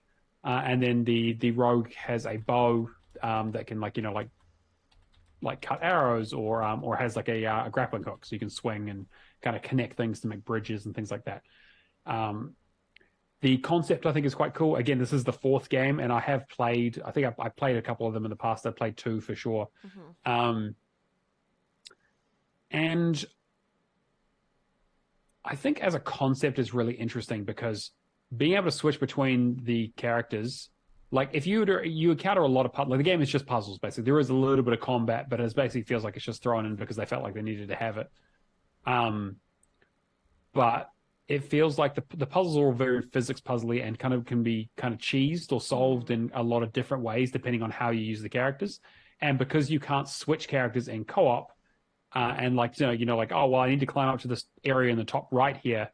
And if I'm playing in single player, I can just switch between the characters and I'll use the one that gets me up there quicker. Like if there's like a grappling hook, I'll swing myself up there and just move on. But if I was playing co-op, it's like, well, I can swing myself up there, but I need to get the other 2 guys up there as well. And so like the puzzles will change depending on how many players you have and that kind of stuff. So it's interesting. Yeah, okay. Yeah. And that was definitely something in the earlier games as well. So that's kind of something that's continued. And this is like they've had a bit of a graphical overhaul. The story of the game is very, very light. Basically, it's an excuse plot of there's a prince who has learned shadow magic and has lost control of his powers. You need to go find him and bring him back to the academy while helping him confront his demons. It's got a very like cute fantasy art style. You go through, there's like 17 levels. So there's quite a bit, and the levels go on for a fair while. My biggest problem with the game is that the game has maybe 15 to 20 puzzles per level, maybe. And it's a lot of puzzles. And most of them are really quite simple. I was talking about this in our Discord, and I kind of felt like I would have enjoyed it more if they had put it like, hey, 5 puzzles per level, but they're real like difficult or like really involved or quite clever, as opposed to like, 20 puzzles where I'm like, okay, well, I'm just going to put my guy here, shine this thing, build this block, jump across this, and just leave. And I was like, okay, well, yeah, like I had to think about it for a little bit, but it wasn't really that engaging or interesting. And quite repetitive. Did it seem puzzles, right? Sorry, what was that, Charlotte? They're quite repetitive puzzles, right? Yeah, it was like a lot of similar solutions and stuff. Like a lot of like, I'll put 2 boxes on top of each other and do like a dash, or like I'll shine this up. Like there is definitely some clever stuff in there. Every now and then, I'm like, oh, that's actually quite clever, because you gain abilities of like the bow gains the ability to like burn things or freeze things, and so you could like step on a switch to move something, but it's like it moves it and then closes the door. So what you would do is you would freeze the platform and then get off the switch, so the platform stays there, but the door then opens, and so you can climb up. But that's like just one solution. And there's also stuff around like you can put a spirit shield. So if you're like reflecting light from one shield, you can actually put a mirror there and then go and put another one somewhere else. So you can kind of set up like a prism.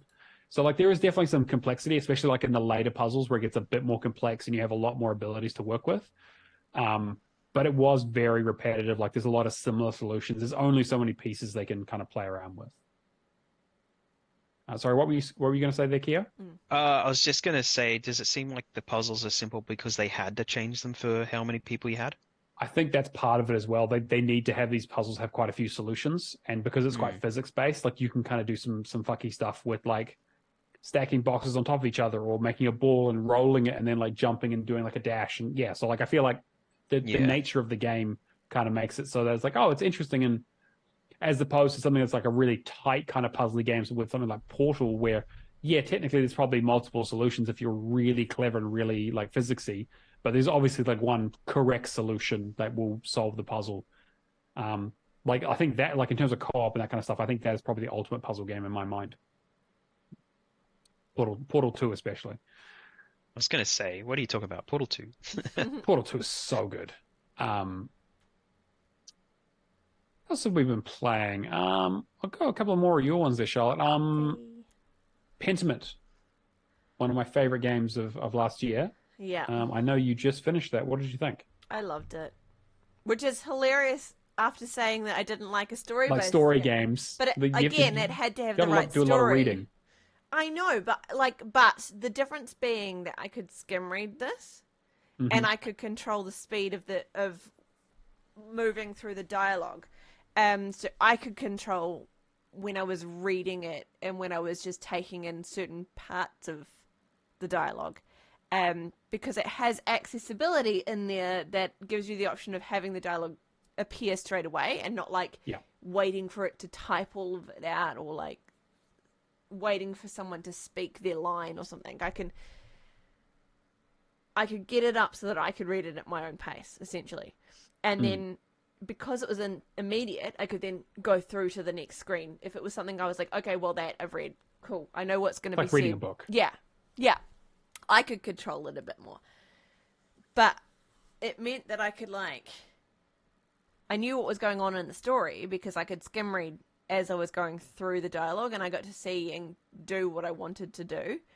But I loved it. I thought it was great. The art style is amazing. I love that art style so much. And I love that kind of gameplay of being able to like go through and I have to go do this next, and I have to go talk to this person to do this certain thing. And I used a walkthrough for it so that I could get the right track. But it's the kind of game that I would happily go through and just play. Like, it's such a nice game. I really, really enjoyed it a lot. And it now makes me really excited for Incluminati. that's coming. Yeah. I mean, he's in that game, so. Yeah, so I'm like waiting for it. Although that game, I don't think has much of a narrative to it. No, but I'm still excited for that. Like, I want to play that style of game. I really like that kind of game. I really, really enjoyed it. But again, the story got me.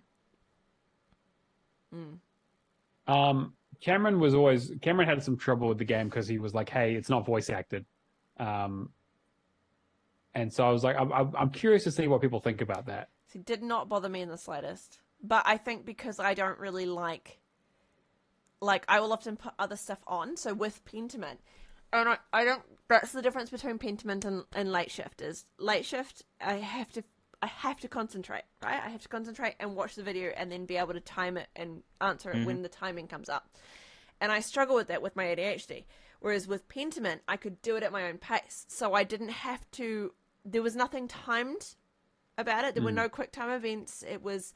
I could do it whenever I could go to the next dialogue option when I wanted to, or I could leave it up and do something else and then come back to it. And it was my own pace that I liked, and I could control when I got to go to the next stage or the next page or the next item and go to the next area. So I could sit there, have a movie on while I was playing this game, and I still knew everything that was going on with the storyline. I still knew what was happening, and I was very invested in what was going next, and I didn't know what was going to happen until the last act. And yeah, I think that's what I liked about it. But I didn't need voice acting because I don't tend to play games with sound very often. It has to be really good for me to really want to have the sound on. The problem I had with The Ascent. I talk about this every time I talk about The Ascent. Those side characters and side quests talked so slowly that I gave up caring so quick with that game. And I'm like, there's so much stuff would have went into that game, but if I didn't have to look at that, that would have been so much better. Well, I mean, I love the game, but I mean, that's the thing that I didn't like, and I just stopped caring about the people and the side quests. For sure. So, as soon as something like that happens, I'm like, I'm done. I don't want to have to deal with that game anymore. Have you done Pentiment yet, Kia? No, I haven't. No. You should. It's really, really, really definitely good. Should, yeah. And it's not that long either. And you can either use a walkthrough or you can pretty much play the game first to get an idea of it, because it's not that long to actually do the run through of it anyway, even if you did. Yeah, I mean, like you said, you could skip through the dialogue as quickly as you want. Yeah, I think that's the one thing I really wish the game had is a skip previously seen dialogue. That would have been quite nice, because the thing is you do need to do a partial second playthrough, and if you obviously miss something, chapter only select the is not first really... act. Yes. Yeah. So it's not too bad, but it is kind of would be nice to kind of skip through some of the stuff you've already seen. Yeah. Funny little thing on voice acting is I've been playing a little bit of Final Fantasy 16, and everything is voice acted amazingly except when you go into the towns. Yeah. And there are little side quests and all kinds of stuff in the towns you have to deal with the people there. But when you go and talk to somebody, all they do is they do that thing where they say the first word. And then the rest. So these characters have actual actors, and actually, it sounds really good. They start the sentence, and then there's nothing. It's like, this would have been so good if the whole sentence was done, and they could have just voice acted the whole thing. And then you're just really thrown by. You just don't want to look at the side quests at all. I have heard also the side quests are a little kind of shit. They're okay. I'm only at the start of the game. I need to get back to it. It's in weeks, but yeah. Well, yeah, enjoy it while you can, because apparently did not meet Square Enix's expectations. No, well, I mean, yeah. But to be fair, nothing tweets ever has. No, nothing. Avengers, Guardians, Tomb Raider. There's something going on there, because they were already saying that they were happy with where Final Fantasy 16 was, and then suddenly a few weeks later they're saying did not meet expectations. It's like, did the ball move? I mean, I think the distinction between it was they were saying it met their minimum expectations, but not their high level expectations for the series, which is mate, you need to redo your fucking numbers then. Yeah.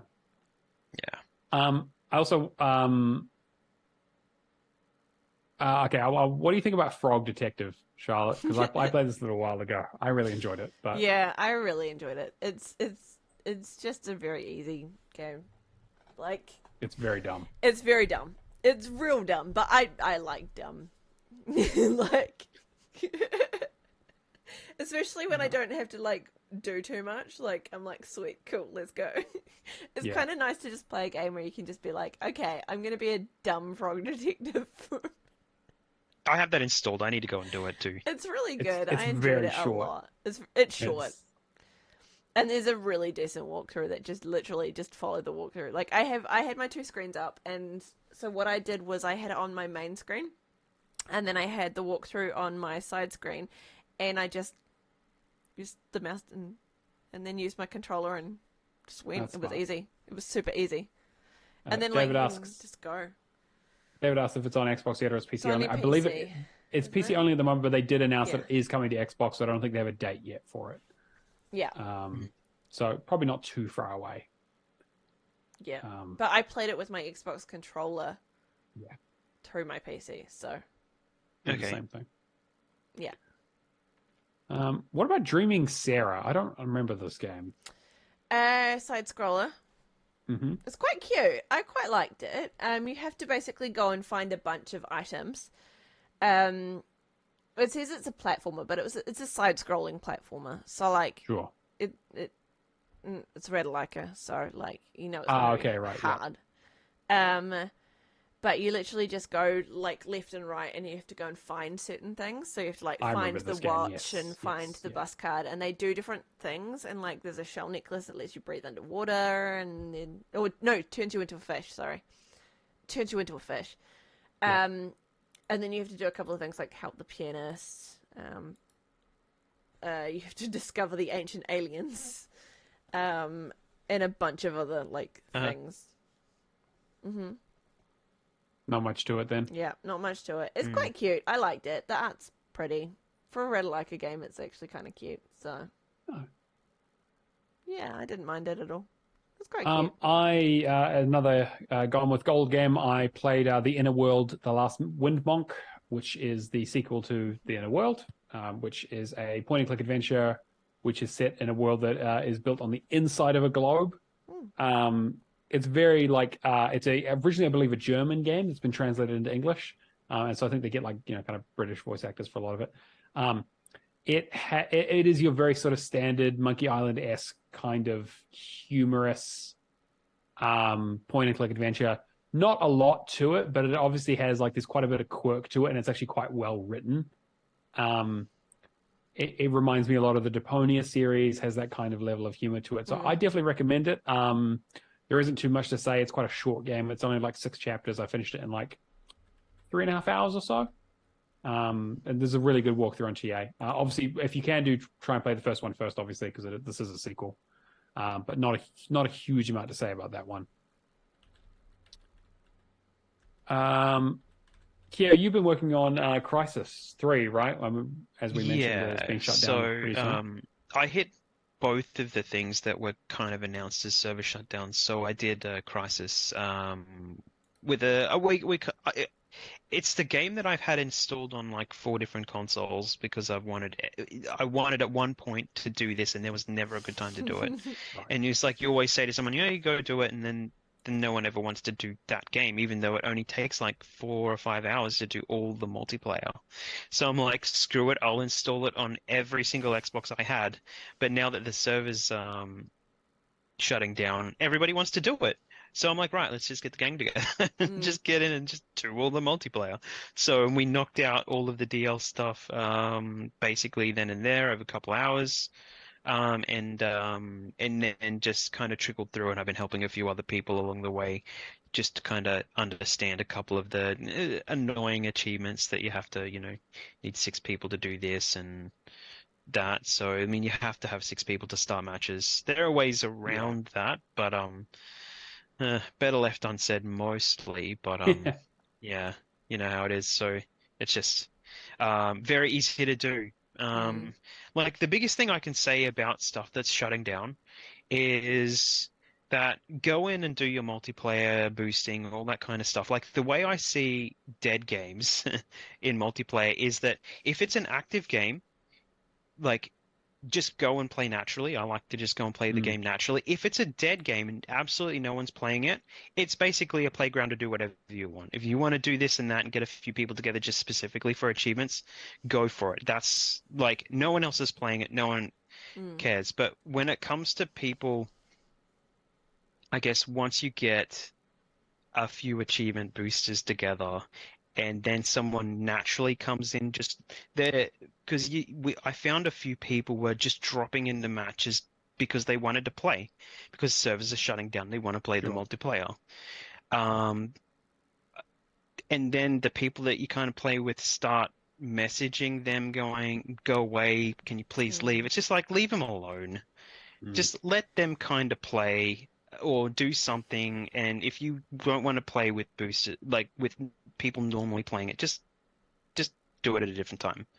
So because they just want to jump in and try and play, and you just, it's just, I guess it's like an etiquette, but it's just like that's where you ruin the Xbox experience, really. Yeah, I'm of two minds about it. I understand where you're coming from, though. Yeah. I think that it's a tough one because I feel like people. Like people aren't like the thing is people who are boosting this game aren't playing it for fun anymore. They just kind of want to get done. Yeah.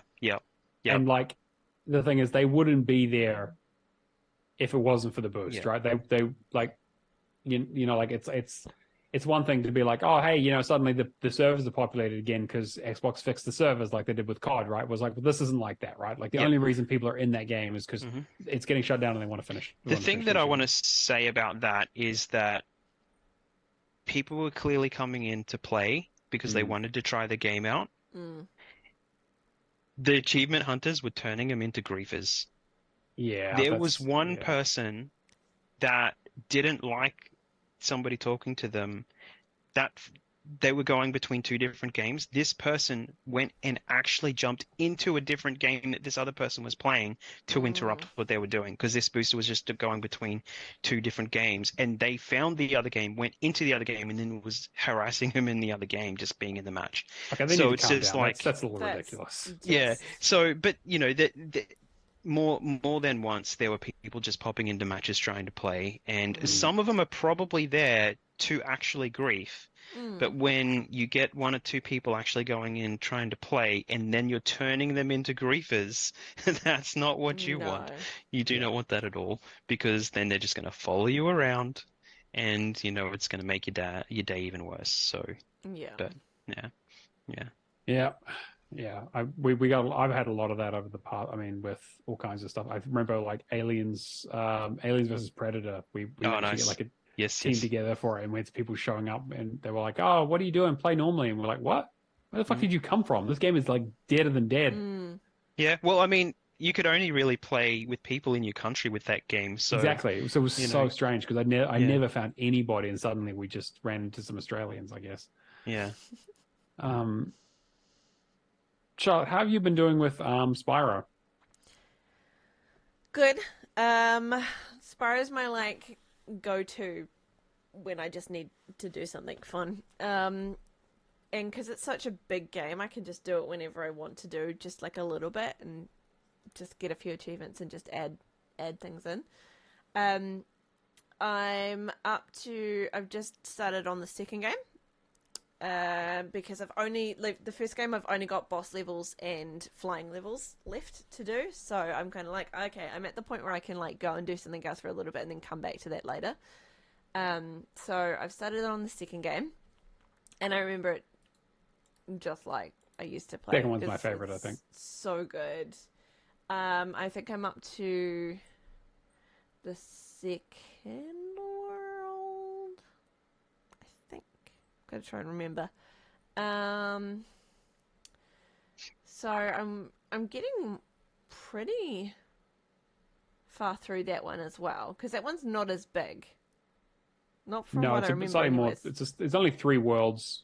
There's just the more trophy stuff that you have to get, which I'm not actually I'm trying a couple of times to get things because there's the ice hockey stuff and then there's the turtles and things like that. Oh yeah, I remember that ice hockey level was the demo for the PlayStation 1 game back in the day. It was like just that world, and so I played that ice hockey game so many fucking times. Yeah, I remember back when I first played it and hating the ice hockey level. Mm-hmm. And I went back and did it now, and it wasn't as bad as I thought it was going to be. Yeah. Like, I must have just not been as good at it back when I was younger, because I managed to get, like, the achievement that you have to get is, like, you have to get it without, like, I can't remember what it is, but, like, you have to get a shutout. I don't think they're allowed to score on you, basically. Yeah, and I didn't have any trouble with it at all. Yeah, same. Yeah, so, like... Oh, I miss those games. Yeah.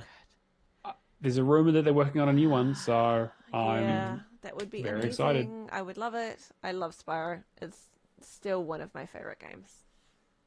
Yeah. Is there anything else on your list you wanna talk about? Let me just have a quick look. And of course, it's gone back to not having the ones that I've completed. I don't think so. I think that's pretty much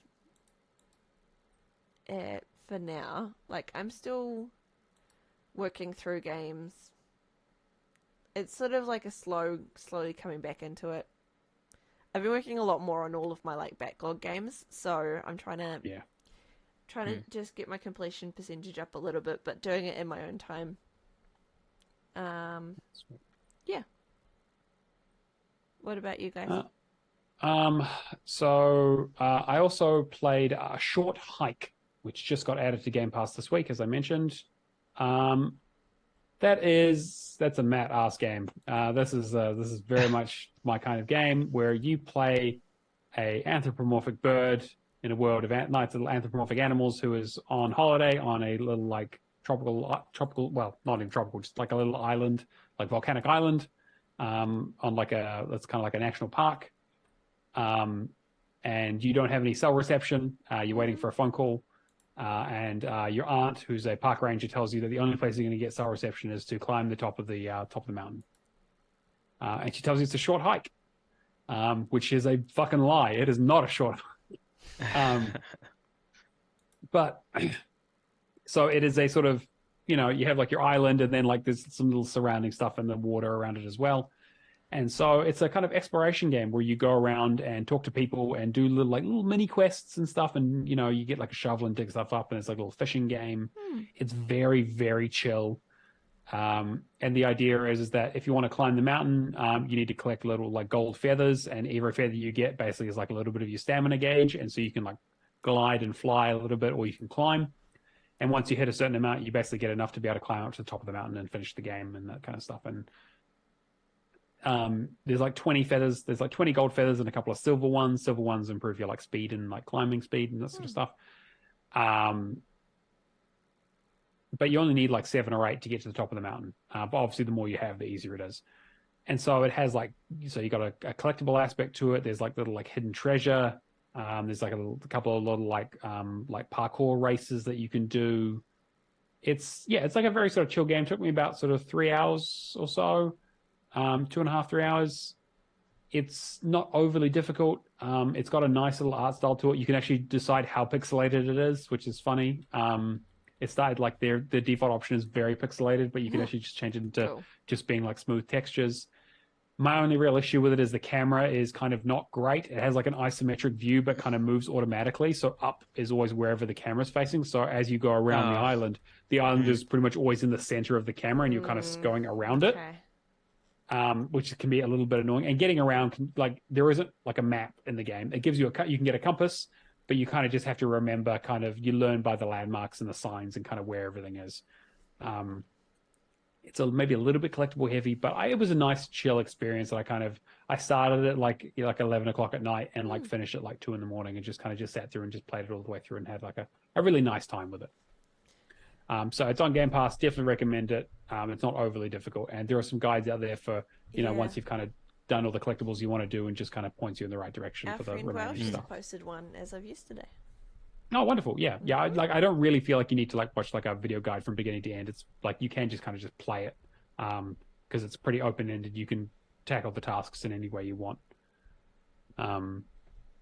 It's also quite funny. It's like quite a sardonic sense of humor to it.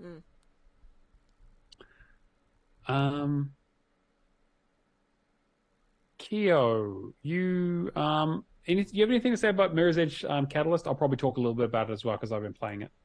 Oh, right. Yeah. So, since because it was only just re announced as a server closure, I think yesterday. I just decided to jump in and do a little bit of that, enough to get those online achievements out of the way. But I'm actually really liking it. Me too. So Yeah. I miss the gameplay. I need to go back and do the time trials in the first game, but it is just really fun to just kind of run and just jump. And I hate that they lock the abilities, the abilities where you can jump off the ledges and the kind of roll and then Hmm. do the 90-degree turn and stuff. They're basically the first abilities you unlock once you get a few points. But I just hate that they weren't there, and I just kept pressing the buttons. And the Yeah. first thing that I wanted to do, and I don't know if it's in the game yet because I forgot the control, is I wanted to leap backwards and flip somebody off from the like you had to do that in the first game. And like, Yeah. how do I do this? So it'd be interesting to see if there's any of Cool. those little tricks in there. But it's super smooth. So think I'm going to keep it installed and actually continue playing it if I can. So. Mm, So I did the same. So I saw it and I was like, oh shit, mm, I have had this sitting here for ages. I love the original game, even though it makes me pull my hair out. It yep. is one of the games. Shane himself has finished it, and Firehawk has said that it is probably the most frustrating game that he's ever completed. And Oh, I really? am kind of on Mm, board with that. The time trials okay. for the original game are Yeah, the they are a pain. the Mm, definition of pretty brutal. yeah. That Yeah, one we recommend just getting on, looking a guide and just following somebody. yeah. Like, just find Because you're going to be something. spending hours doing it anyway. If you want to three-star Yeah, everything, and if you want to do the yeah, speedrun achievements for the levels, like good luck. Um, yeah. yeah, but I totally agree. I'm having a fucking blast playing this game. Yeah. I just installed it. I am on the final mission of the story already. Oh, wow, I nice. have been playing basically nothing but this. It's great. H- I love the How free running. Yeah, how long has that taken you to get to the story? It not seems like it was really short. it's a quite a short. It's only like 15 missions in the story, and Mm, some of them are quite short. Like they're all maybe yeah, like go here, 15 to 20 whatever. minutes or so. So like Mm, it's not overly long. You can kind of mainline it quite quickly. There is a fair amount of side content. I don't think you yeah. need to do all of it for the achievements, thankfully. It's like a bit of a pick and choose kind of thing where it's like you The need to do like side missions, I think side there was missions you need to do, complete but this area and this I area, don't but think you need to like get all the collectibles in an area or anything like that. There are some collectibles you need, but not all of them. I don't think you need like the components or anything like that. yeah. Um, but the free running it's so fucking good. Like Mm.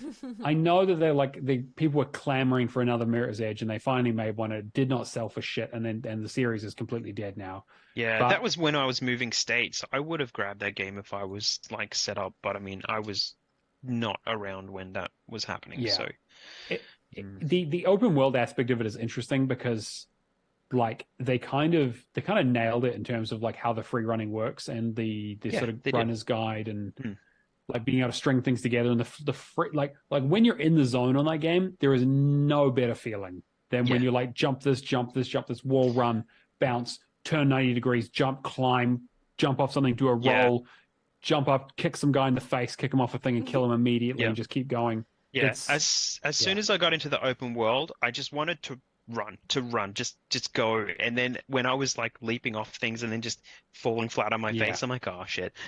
Go in, had to do a couple of missions, unlock the abilities to do the rolls and stuff, and then I'm like, right, it's on, I'm on. So that was good. Yeah, so I'm my only worry is that like when we get towards the end, you need to three-star like all of the little like the dashes, Oh, and right, okay. that's probably going Mm, to be where the game gets a bit frustrating. mhm, But if you haven't played this, like I would recommend it. I think mm. in terms of like accessibility, it's probably a little easier to get into than the first game. They've made some like small little improvements. Um, but yeah, I'm really really enjoying it. And I'm going to try and finish it this week this Yeah, weekend if I have I time. think the first time you see, I think it's Faith, the main Yeah. character. You see her face where she's kind of hanging underneath like a pole, Hmm. trying to hide from somebody. Her face is really deadpan. I'm like, oh, this game's gonna have like no facial animations at all. And then when you get into the cutscene, it's like, oh, okay, it's actually a little bit better than that.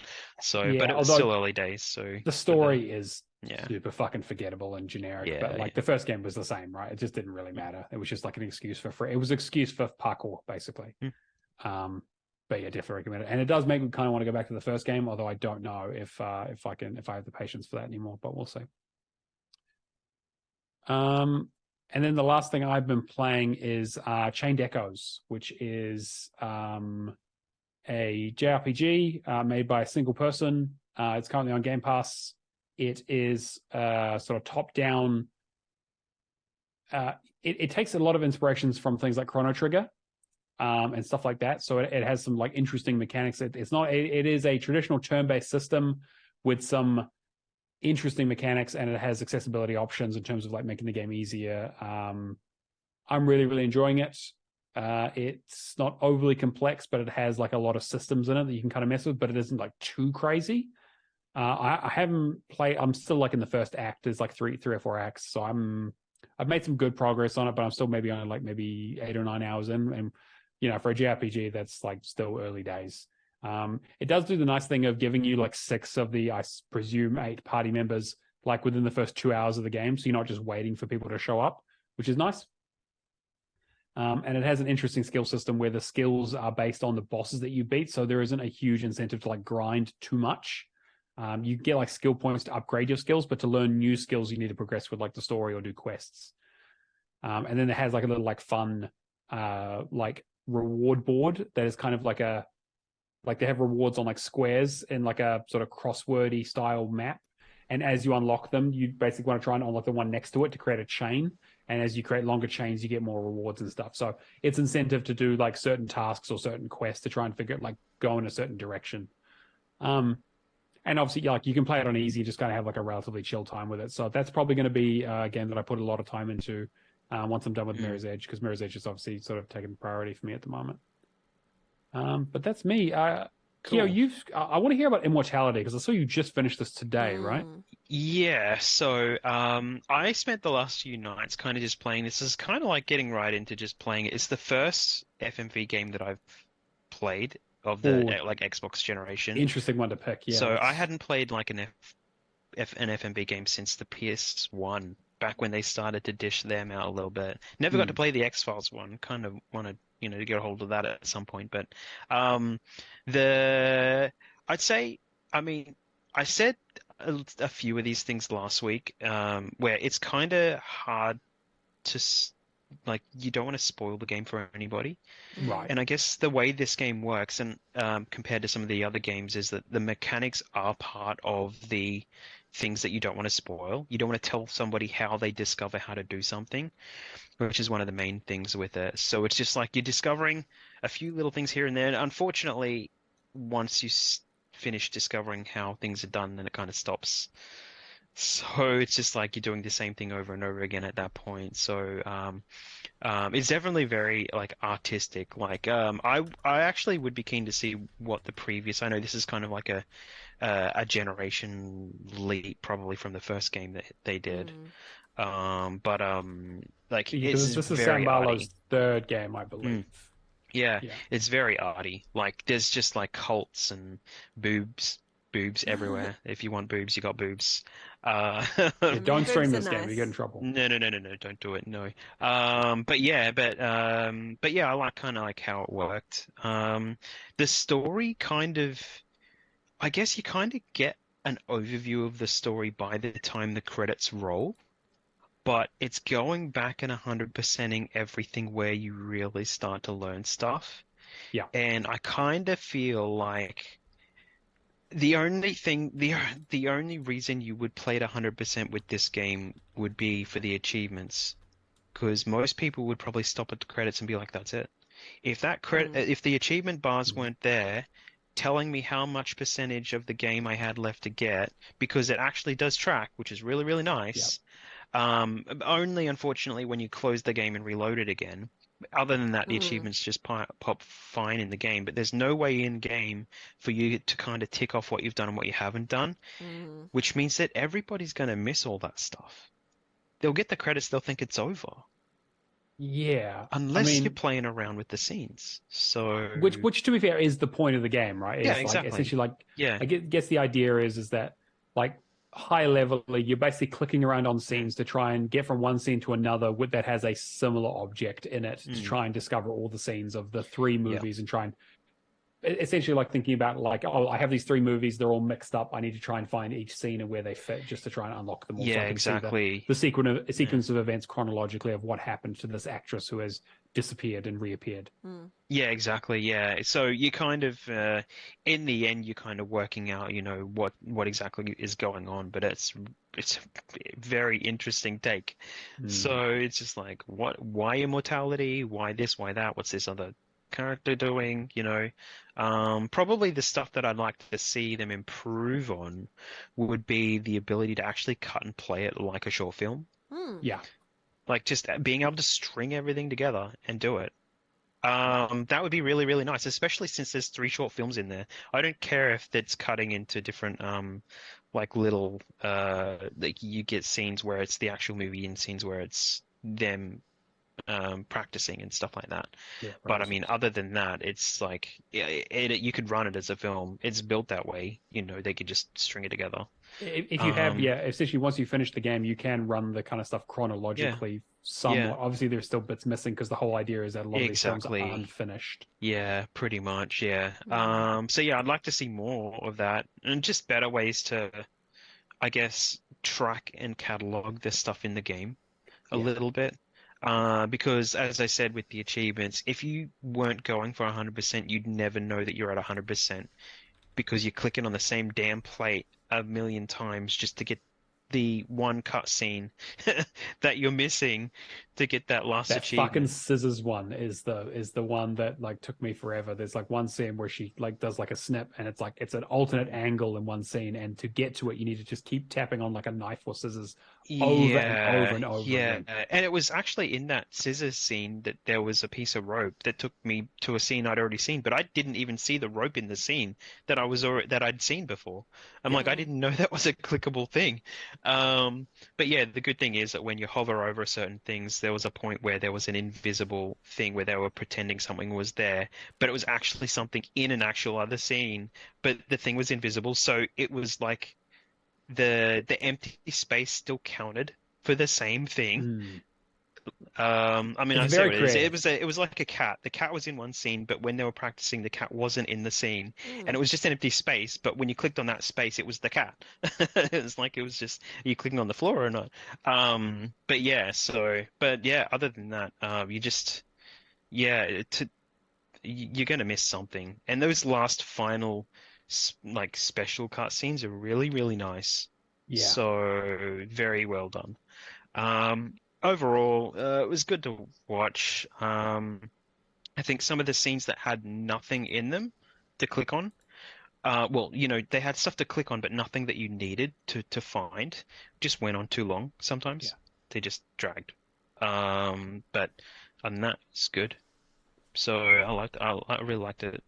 So yeah. I definitely recommend it. I mean, if you haven't played Sam Barlow's other games, Her Story, it was the original one that they did. I can't remember what the other game was. Telling Lies. It was Telling Lies. Telling Lies, yeah. Which, again, similar kind of thing where you're kind of piecing together clips and trying to figure out a story based on chronological stuff by searching. That's where you like kind of search terms, whereas this game is more about searching for items within the scenes. It was funny. My wife has been watching me play the game. Well, watching her shows, just her TV and stuff like that, and then looking over and only just seeing boobs like the whole time. So it's like, okay, well now, anytime you're gonna look at me, I'll just be like, yeah, this is a video game. I'm playing a video game. This is another one of those boob video games. It's just a video game. So, so now I can just get away with whatever I want, right? I just, exactly. Yeah. But yeah. And then you also played some Death Stranding as well, which is leaving Game Pass. Yeah, so last week I mentioned that all I wanted to do with this, I had this installed ever since it came out on Game Pass, but my main reason for installing it is to see if it'll work on my PC. Right. Because I have a Surface Pro 8, and that is just a tablet with a full computer inside it, and they're super thin, but damn, they are powerful little beasts. This is the i7 256 version of that, and it plays Death Stranding smooth, super smooth. And so, like, that's the thing, right? Now, what you have to do is you have to put some kind of fan behind it, because they do heat up. Yeah. like any other computer, but it's not going to be like it's not going to be a sauna like any main desktop PC. But like I've had an old Surface where over too long, one of the problems with the Surface Pro 4s was that the screen eventually pulled away from the rest of the computer like a bubble. So now I've got one of those sitting over there, and I'm like, well, now I'm always going to run a fan behind it. But the stuff that it can run, the only thing I haven't been able to run up to this point is Forsaken. And not, yeah, Forspoken. That new Square Enix one. And there are other reasons why that doesn't work on anybody's PC. So, but yeah, and that needs like 32 gigabytes of RAM or whatever in it to actually run. So don't even bother playing it on PC for that. Get a PS5 or something. Or just don't bother playing or just it because wait. it was trash. Yeah, exactly. So Matt's like, don't get a PS5. No, get an Xbox. Don't do that. Get an Xbox. So I was very happy with it. I only popped one achievement, and it is the one for taking a piss outside. So I'm just like, I'll just, it went in, it was the first thing I equipped, and then that was it. So I just ran around for a bit, did the first couple of cutscenes, and saw a little bit of the world, and it looks so good even on the surface. So, very good. Yeah, I'm not going to have time to get to it, unfortunately. I didn't mention stuff that was leaving, but you guys talked about it last week. I really wanted to see how it worked, so that if I decided to get it, I wasn't wasting my time and money. So... yeah. As much as I love Kojima, it's no Metal Gear. All right. I think that's pretty much everything we've been playing. Pretty much. It's a lot. We've been very busy. Charlotte, do you want to let us know who's on the leaderboards this week? Yeah. Okay. So in the leaderboard this week, we have in third place Martel with 27,520. In second place, we have Mephisto for the win with 48,302. And then Jimbot UK is in first place with 58,979. Maybe they aren't at OG Task. That's ridiculous. I don't know how, Mephisto especially, his gamer score and mine are pretty close. I don't know how he has enough to work with to get that much in a week. He's doing big numbers there.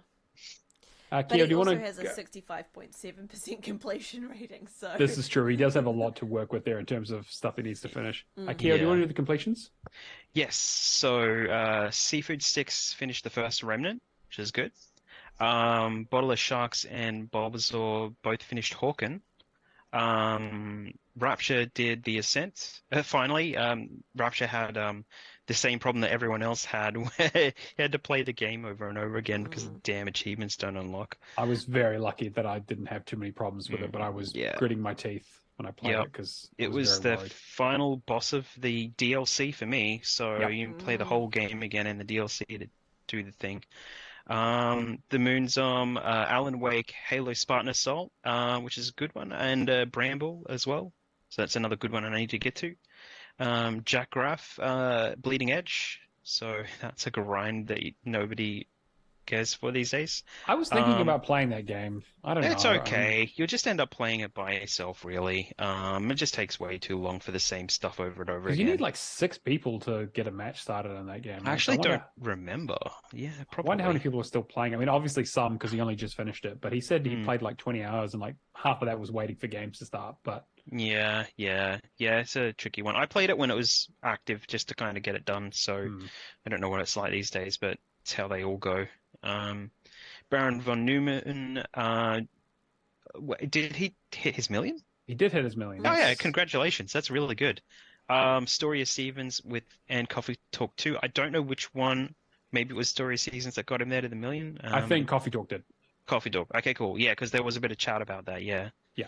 Firehawk did Pac-Man. David Milloy, Elden Ring, another solid finish. Cavaliers 07 did Hogwarts Legacy, so there's a few big ones at the end here. Yeah, some big completions. Yeah, and Mikkel KV, actually Saints Row had its last DLC pack. Yeah. And I believe that's what was finished off there. Mm-hmm. So dude that writes long reviews did Metal Hellsinger, and I actually put in the review that he did for that. Not all of it, because they're long. You can read the whole review over on our Discord. He's putting long reviews in the chats.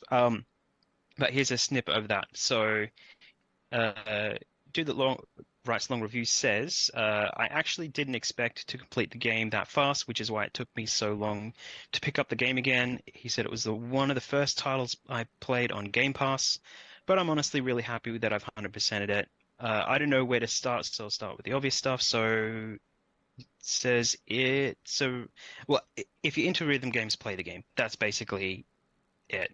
It says it's actually one of the best rhythm games to play. I actually think it's really good as well. Like the metal music in that is good. I can't speak for the pop stuff. I don't know if they've added that yet or what it's like. But I believe they have added it, but I only played it when they had the metal stuff in there. They got some relatively big names for it. I mean, hell, they got Surge from System of a Down for the final boss, and it is amazing. Yeah, I haven't actually finished the story. I need to go and do that too. So, but yeah, pretty much, and then just mention some stuff about the story. So yeah, it looks really good. Need to go and do it. So you've done that, haven't you, man? So yeah, I've done. There's 2 versions of it as well. So if you want to stack it up, it's not a very long game. And the nice thing is that there are some accessibility options for the rhythm stuff, so you can kind of turn off the rhythm stuff if it's like too difficult. It is. I mean, you can go into the settings and adjust your timing to the beat. Like they really have the setting there for you to narrow that down, like the lag between your TV and your controller. But that did not help me before their accessibilities. There's something up with that game where some of the stuff just isn't timed. And I think the main problem is that you don't know when you're supposed to time stuff. Like you can't functionally work out some of the timing with some of the weapons. So yeah, I think it works better as a concept than it does in reality, to be honest. And like it's kind of difficult to kind of put it into an FPS game. But I think that but the fact that you can kind of just turn it off and just play the game as a relatively regular FPS, I think works well too, because it's actually a pretty good game. Even if my only real gripe with it was that the enemy variety was a little bit low, because it's not a very long game, so there isn't really like a huge amount to it. But it doesn't really matter. You're just there to shoot shit. Yeah, chaining the enemies was good. Really good. All right. Well, I should probably talk about the word challenge. So you guys mentioned last week that Mr. Natolinator managed to guess right before the show. Unfortunately, I wasn't on to congratulate him, so congratulations. So good job. I've sent him his copy of Skatebird. People also appreciated the GIF of a bird on a tech deck that I used for that. So I'm going to continue in that trend and start using some GIFs from stuff that are maybe not exactly from the game. But I have a new one. This is another game that I'll be giving away. Thanks to a friend of the show, Cobra Todd, who has donated a code. So if you guess the game, you get the game. Simple as that. So this clue is going to be maybe a little more helpful than usual, but it doesn't narrow it down too much. This game has been part of a subscription service. So like it might still be in one, it might have been in one previously, it might be planned to be in one, but it is like there is related to a subscrition service. And who says it's Xbox? Yeah, it doesn't necessarily need to be Xbox either. So exactly. So keep an eye out. Because Epic give away games fucking every week now. Are you saying you're giving away a PlayStation code? That's no. This game is on Xbox. All right, clarity. There we go. This game is on Xbox, but the subscription service might not be an Xbox subscription service. So just putting it out there, because I don't want to make it too easy, especially not week one. Yeah. And like David, it's not the fucking Witness, and you can try and guess the Witness. You can try and guess the Witness in the chat in our Discord. It's not the Looker either. But yes, so the way the word challenge basically works is I pick a game, give away clues, and we have a channel on our Discord, discord.io/HallofGamers. You can go in there, and if you guess the right title of the game, I would say copy it from TA because you need it to be exact, but our bot will pop up with a GIF, and you win a code for that game at this point. Not to be confused with the bot for the Witness. So no, yes. You can also guess the Witness, and I usually put a humorous bot telling you how wrong you are. You can only guess once per hour, so you're basically wasting your guess there. But if you want to fucking make a joke, you can go and try and guess the Witness. And I'm telling you right now, it's not the Witness. But hey, you can guess whatever you want. I'm gonna be really annoyed if someone gets it immediately. But that's pretty much it for the word challenge. We do have other things on our Discord, like our channel talking about the podcast, a channel for questions, like we mentioned at the top of the show. and a channel for our patrons as well. A huge thank you to our patrons who support us and allow us to continue the show and pay for things like hosting and codes and Zoom and all that other shit. We literally couldn't afford to do the show without you, so thank you so much. So a huge thank you to Lee Howard, Mikhail KV, Natolinator, Mad Lefty, Admiral Awesome, Happy Moogles, Kung Fu Skills, Hack and Pone, Cavalier07, Old Mate Cloud, Mark B, and McLovin Legend. And if you'd like to help support the show, we do put some bonus content out there for you guys on patreon.com/HallofGamers. So basically any of the behind the scenes stuff before and after the show, I try and edit together. Again, we don't always have a lot to say, and a lot of it is just us doing, mic checks and shit and telling bad jokes. But it is there for your enjoyment. And also when we do songs of the week and other sort of extra content, that's the first place you'll find it on there. And I guess that's kind of going to bring us towards the end of the show. You can always watch us live on Twitch if you're listening to this on Spotify or wherever, or you're watching the VOD on YouTube later. Xbox Hall of Gamers is the place to find us. You can come hang out with our community, like Bulbasaur and Zach and David and the Moonzom. Otherwise, I guess you can email us. We don't really use it all much. HallofGamersPodcast@gmail.com or at HallofGamersPod on X, Twitter, whatever the fuck it's called this week. It's called X. It's the sound now. Exactly, it's not anything else. Like a cat. Yeah, they would. Elon, couldn't name his kid that, so he had to call his fucking company that, I guess. All right, well, we're doing the individual shilling bit. So, Charlotte, do you have anything you want to shill? I'm nowhere. I hang out occasionally in the Discord as the Char with many names, and that's about it. I don't really do much. But I am also on Xbox under AudreyChar. Oh, AudreyChar? Yeah. I think. Easy. Audrey Lily Char? No, I think it's just AudreyChar for your I think it's just AudreyChar for my Xbox. Okay.